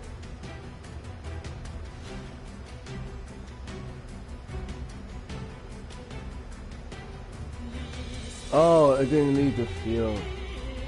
What am I talking about? I'm bugging out. Yeah, I'm stupid for that. And we don't have any normal monsters. So we may have to redo this. I actually screwed this whole duel up. Fuck, man. The last turn, we were supposed to grab one of these guys. So that on this turn we could have summoned him and went for the link summons that we are not doing right now. So yeah, we could have set this card and spared ourselves some damage, but I think it's just best. That's game. Wow. Wow. So normally when that happens, I will go into the Kung Fu deck because it's pretty much guaranteed that we will win. But in this case, we're gonna just retry it. Because I think I just played the deck wrong. I'm just now really learning it more and more. But one of the main things we do know already about this deck is that the most important thing is bringing out M-Duke. Yeah, bringing out M-Duke is like the most critical thing for this entire deck. You know, very similarly to my Tingy deck, the most critical thing you can do is bring out the Monk of the Tingy, which is a normal monster. This plays similar to that, but in the opposite way. So the Tingy deck uses effect monsters that can link summon into a normal monster and runs an engine off of that. Having a normal monster as a link monster and then protecting normal monsters from there, or non-effect monsters, right? This deck takes non-effect monsters and links them into effect monsters, so it's the opposite. It's literally the inverse of the Tingy. But I want to use this in a way that is just beautiful, man. So we're gonna bring out the Mech Knight Avram, who is Orum's evolution form. We're gonna bring out M Duke. And we're gonna play some right way this time. So last time we played that wrong. We're gonna bring out M Duke. M Duke's gonna allow us to bring out another M Duke, known as the World Chalice Guard Dragon. From here, we can link summon. And we can bring out the Blade Master, my boy Aurum. Comes right back to the field. Put him on the right side. 2 wins together brings us to fire. Fuego. We went out. Okay, cool. Now, we could use this effect to banish some shit, right? To bring some shit back and all this other stuff. Now, what we want to do is, now this is gonna special summon.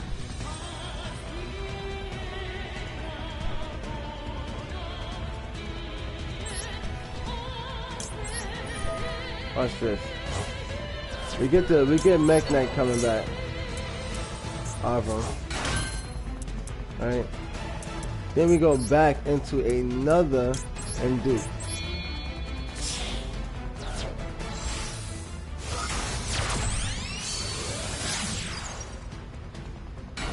Right. Now, with that happening like that, so we got him Duke twice in the grave. We can just what you call it? You know what I'm saying? 2 in the grave and put them in your hand. So now this is I'm gonna show you a combo that can protect him. But we could also use it for someone else. Let me see. So we can go into Ningirsu right now.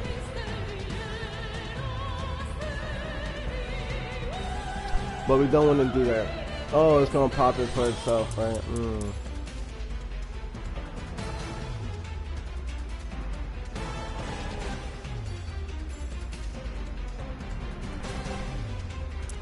So actually we do want Ningirsu right now.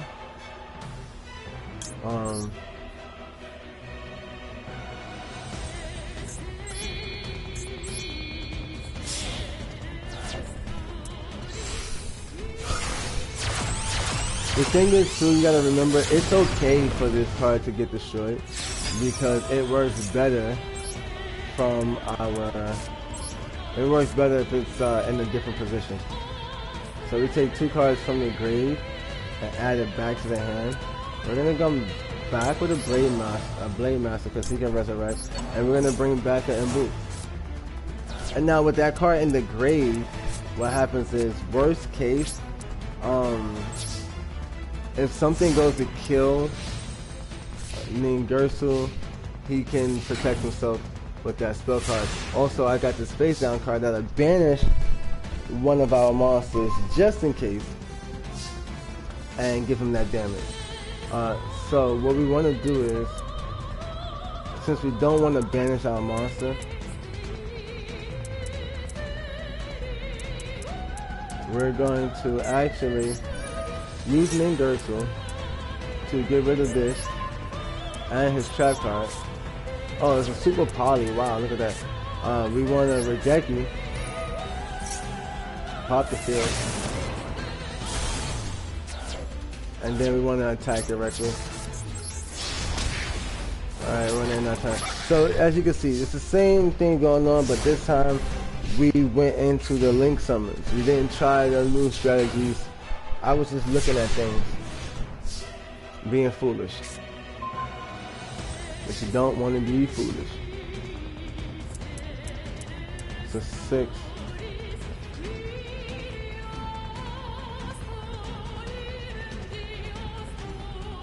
So what we want to do is attack.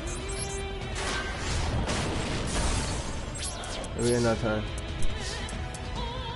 The moment he goes to pop this card, we have a backup, and then we contribute it for 3,000 defense if he goes over 25. If we can pump past that, we get to normal summon. Leave.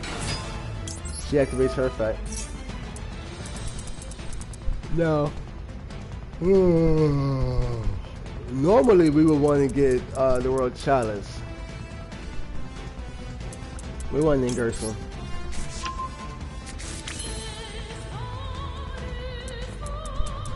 we could link summon further, but we really don't want to. What we want to do is use Ningirsu to get rid of our fairy.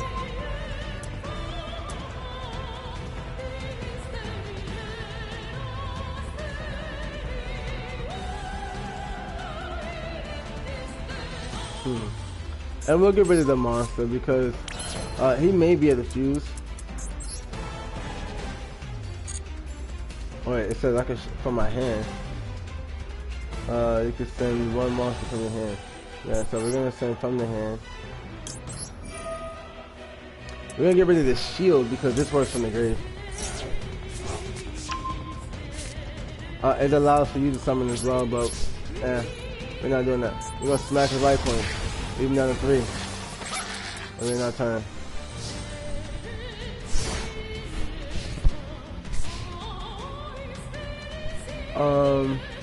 During the standby phase of discussion, you can start summoning and bring up points for summon. No. I said no. You don't get it? Nigga? Alright, let's go. Let's O for him. No, we don't want that effect, nigga. Stop forcing me to use that shit. Ningirsu. Boy, why you on the field twice? You don't need to be. Fuck it, don't matter.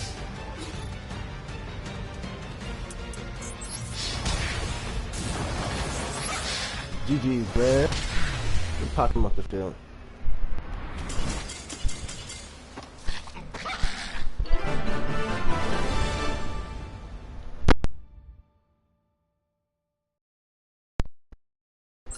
Alright. So we did that, boom. Now that completed that entire thing. We got that. Except it's not actually the entire thing. Because the World Legacy actually has 4 separate stories. So we did the first part using the World Chalice to fight against the crawlers and obtain the world armor. So we ended up getting 2 World Legacies here. And here we end up with 2 more World Legacies. So that's 4. Because here we end up with the shield and the lance. Alright, and we have to face the Mech Knights at the shield and Nightmares at the lance. Alright, now we're going into the third. Ooh, now this is what I was trying to get into. The third one, the Crusadia. What's this? The World Wand. The God Dragon Awakens. What? What? Alright. That looks crazy. Anyways, to the third series. Orim and his linked comrades. So, are they link summoned again? The Crusadia are up against a new foe, the Orcus. So Crusadias are on our team, and we have to face the Orcus, who can be called back from the graveyard even after they are destroyed. One question remains. Who is the mastermind behind these menacing machines? A new World Legacy battle is about to be unleashed. So we're going to click into that.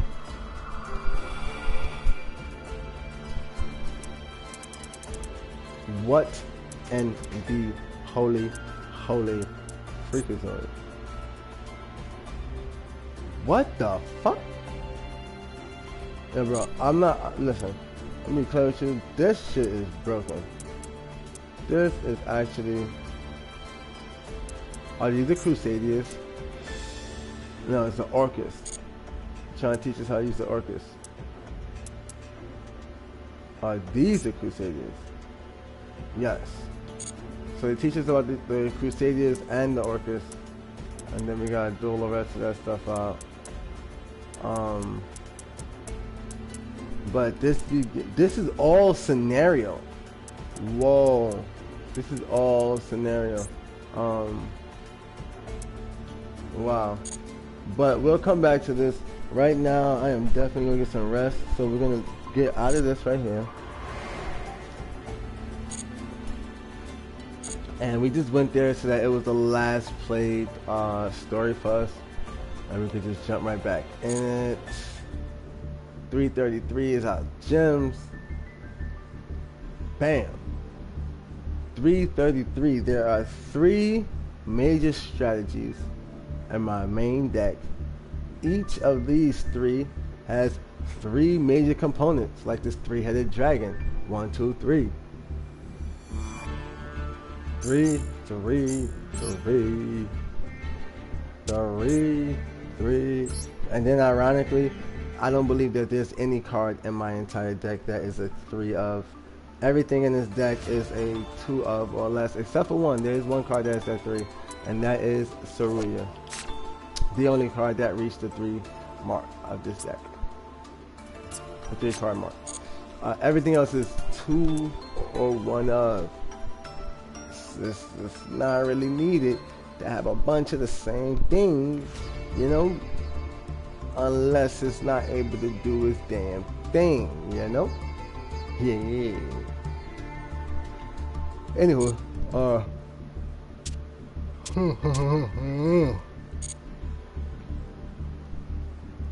I'm proud of that deck. That deck is actually pretty fire. It's come its ways. It's still got a lot more to go through. I'm looking forward to finishing those last 2 stories, because what happens with that is I'll be able to decide the core of the second main deck. So what I mean by that, I'm just gonna show you guys one more time before I get off.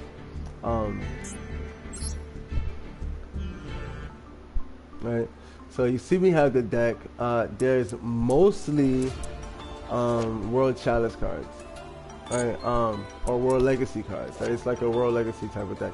So we deal with that. We got the Chalice, we got the family around it, right? We got the Guard Dragon, we got the World Legacy pieces and stuff like that. All of these cards are things that are related to the World Legacy deck. This right here, the Ebon Sun, is one of my staple cards for myself to just help represent me as a person. You kill mark monsters, I'm gonna heal from it. If I resurrect the monster, it's gonna be stronger. And if I discard a spell or a trap, I can bring it back to my hand. So ultimately, it's a Phoenix power. But it's a Phoenix power to be added to everything that I do. My name is Phoenix. Alright? But I really want to spend the time building this shit up the right way, man. So look, this is not in the deck, and neither is this. This is just taking a tuna. We don't have random tunas in our deck. And to be fair, the Magistics are cool, but that's not the structure we're going for. Yeah, so we need to get rid of those cards. And also, this dragon can be dropped down to a 1 of. This may be one of our really, really broken ass things that we got going on. So we're gonna take out one of them. And it just gives us room where we gotta take out a card somewhere. What happened over here?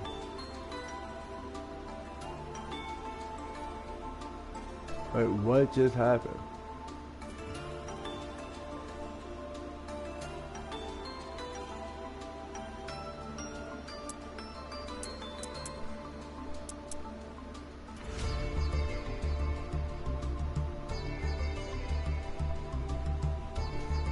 Okay, so another thing is, I'm gonna have these World Legacy cards at a 1 of, because they're pretty much one of a kind. I want to keep to that concept. I don't want to break that too much.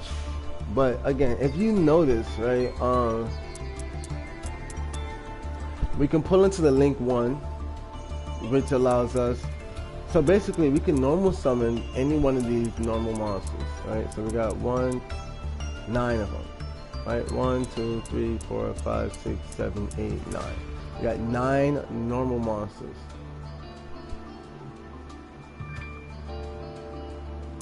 So let's see. The fairy, she's something that helps us. Don't get it wrong. Don't get it twisted. She helps, but she low-key corrupts Ib. So we're gonna take her out, one of her, and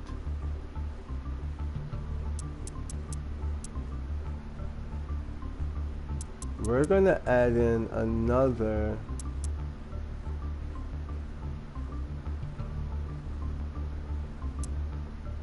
Oral.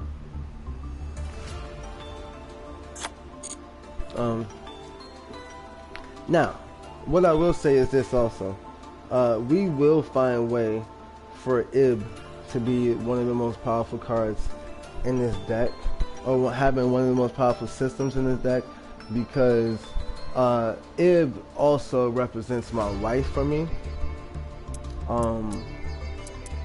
Granted, I know that her character arc is a bit crazy.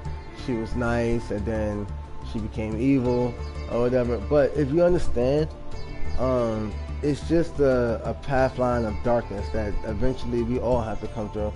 And she is positive, she's nice, and she's looking to defend others, you know, and then you just, within time, you can become influenced by things.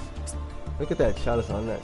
But ultimately, this is another reason why, this is before seeing the story, I thought that this was a relation to my wife. But it kind of solidifies a bit further with the fact that even though there was a form of corruption trying to work against her, to put her against her team, she neutralized that. She ultimately gained enough inner strength to counter that event, and so I love that a lot. Also, we will use the evolution cards whenever we get them.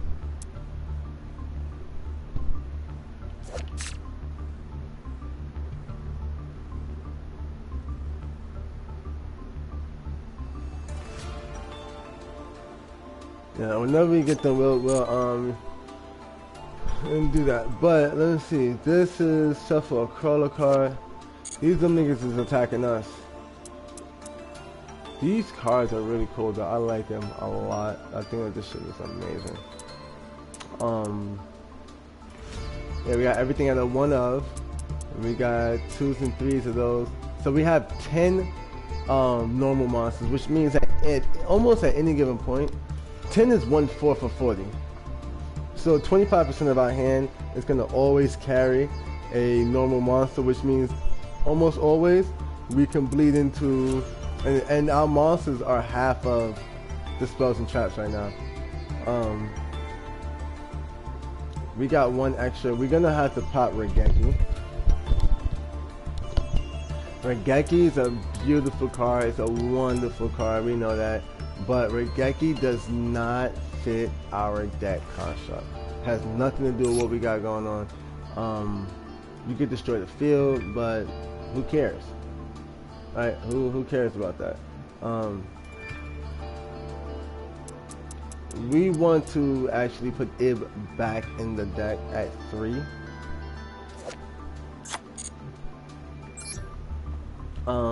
But yeah, so pretty much, ooh.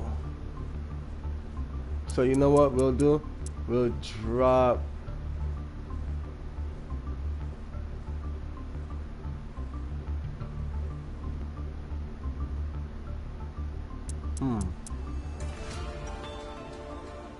we'll drop it on one of these. Wait, what?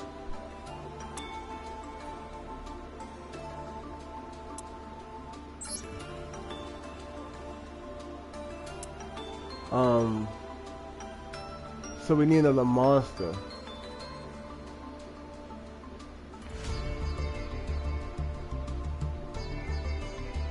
Which I guess is gonna have to be the fairy.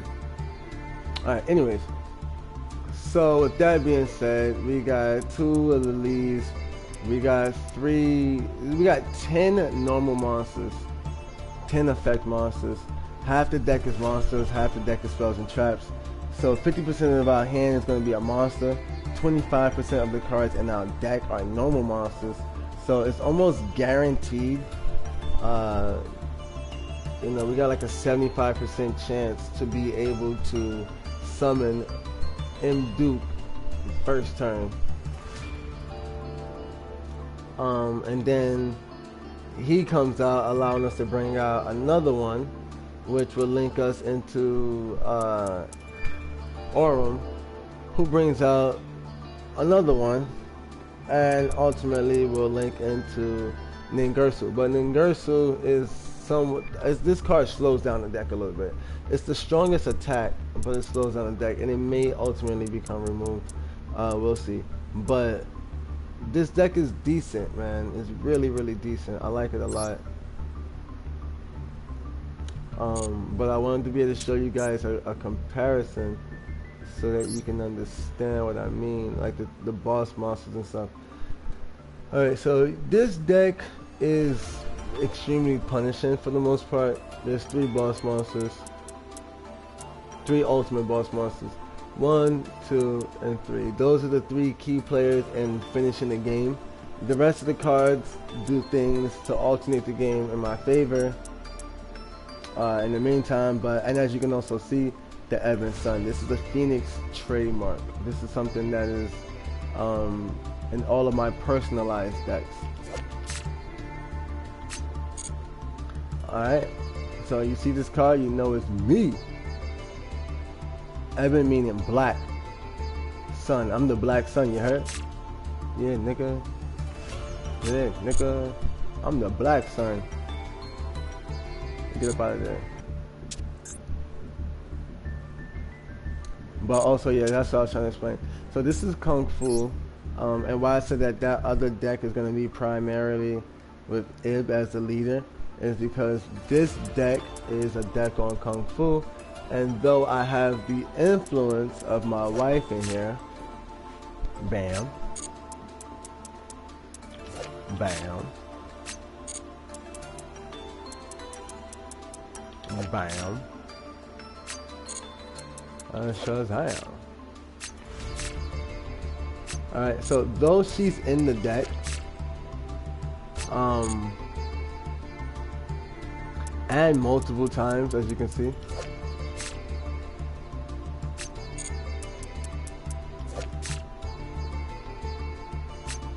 the deck is still primarily governed by the card that represents me, Mula Adhara. Adhara is this earthly spirit, and it's in combination with this guy, the martial arts student who becomes a master. Okay. This deck journeys from the beginning of martial arts to its mastery, to its grandmastery. And this deck will do the same thing, but not with martial arts, instead with magic. And though magic is something that I am profound in, and I continuously aim to become better and stronger in, I do believe that my wife will become way more powerful than me at magic, and so because of it, she will lead our magical forces, accompanied by my combat forces, or our combat forces, led by me. Right? So this deck is nice. I like it. It's not mastered, but I like it. Anyways, enjoy the rest of your day, man. We love y'all. Make sure y'all subscribe to Stoner Gamer Girl on YouTube. And yeah, man, we up out of here. We love y'all. Stay blessed. Enjoy the rest of your day. Deuces, gang.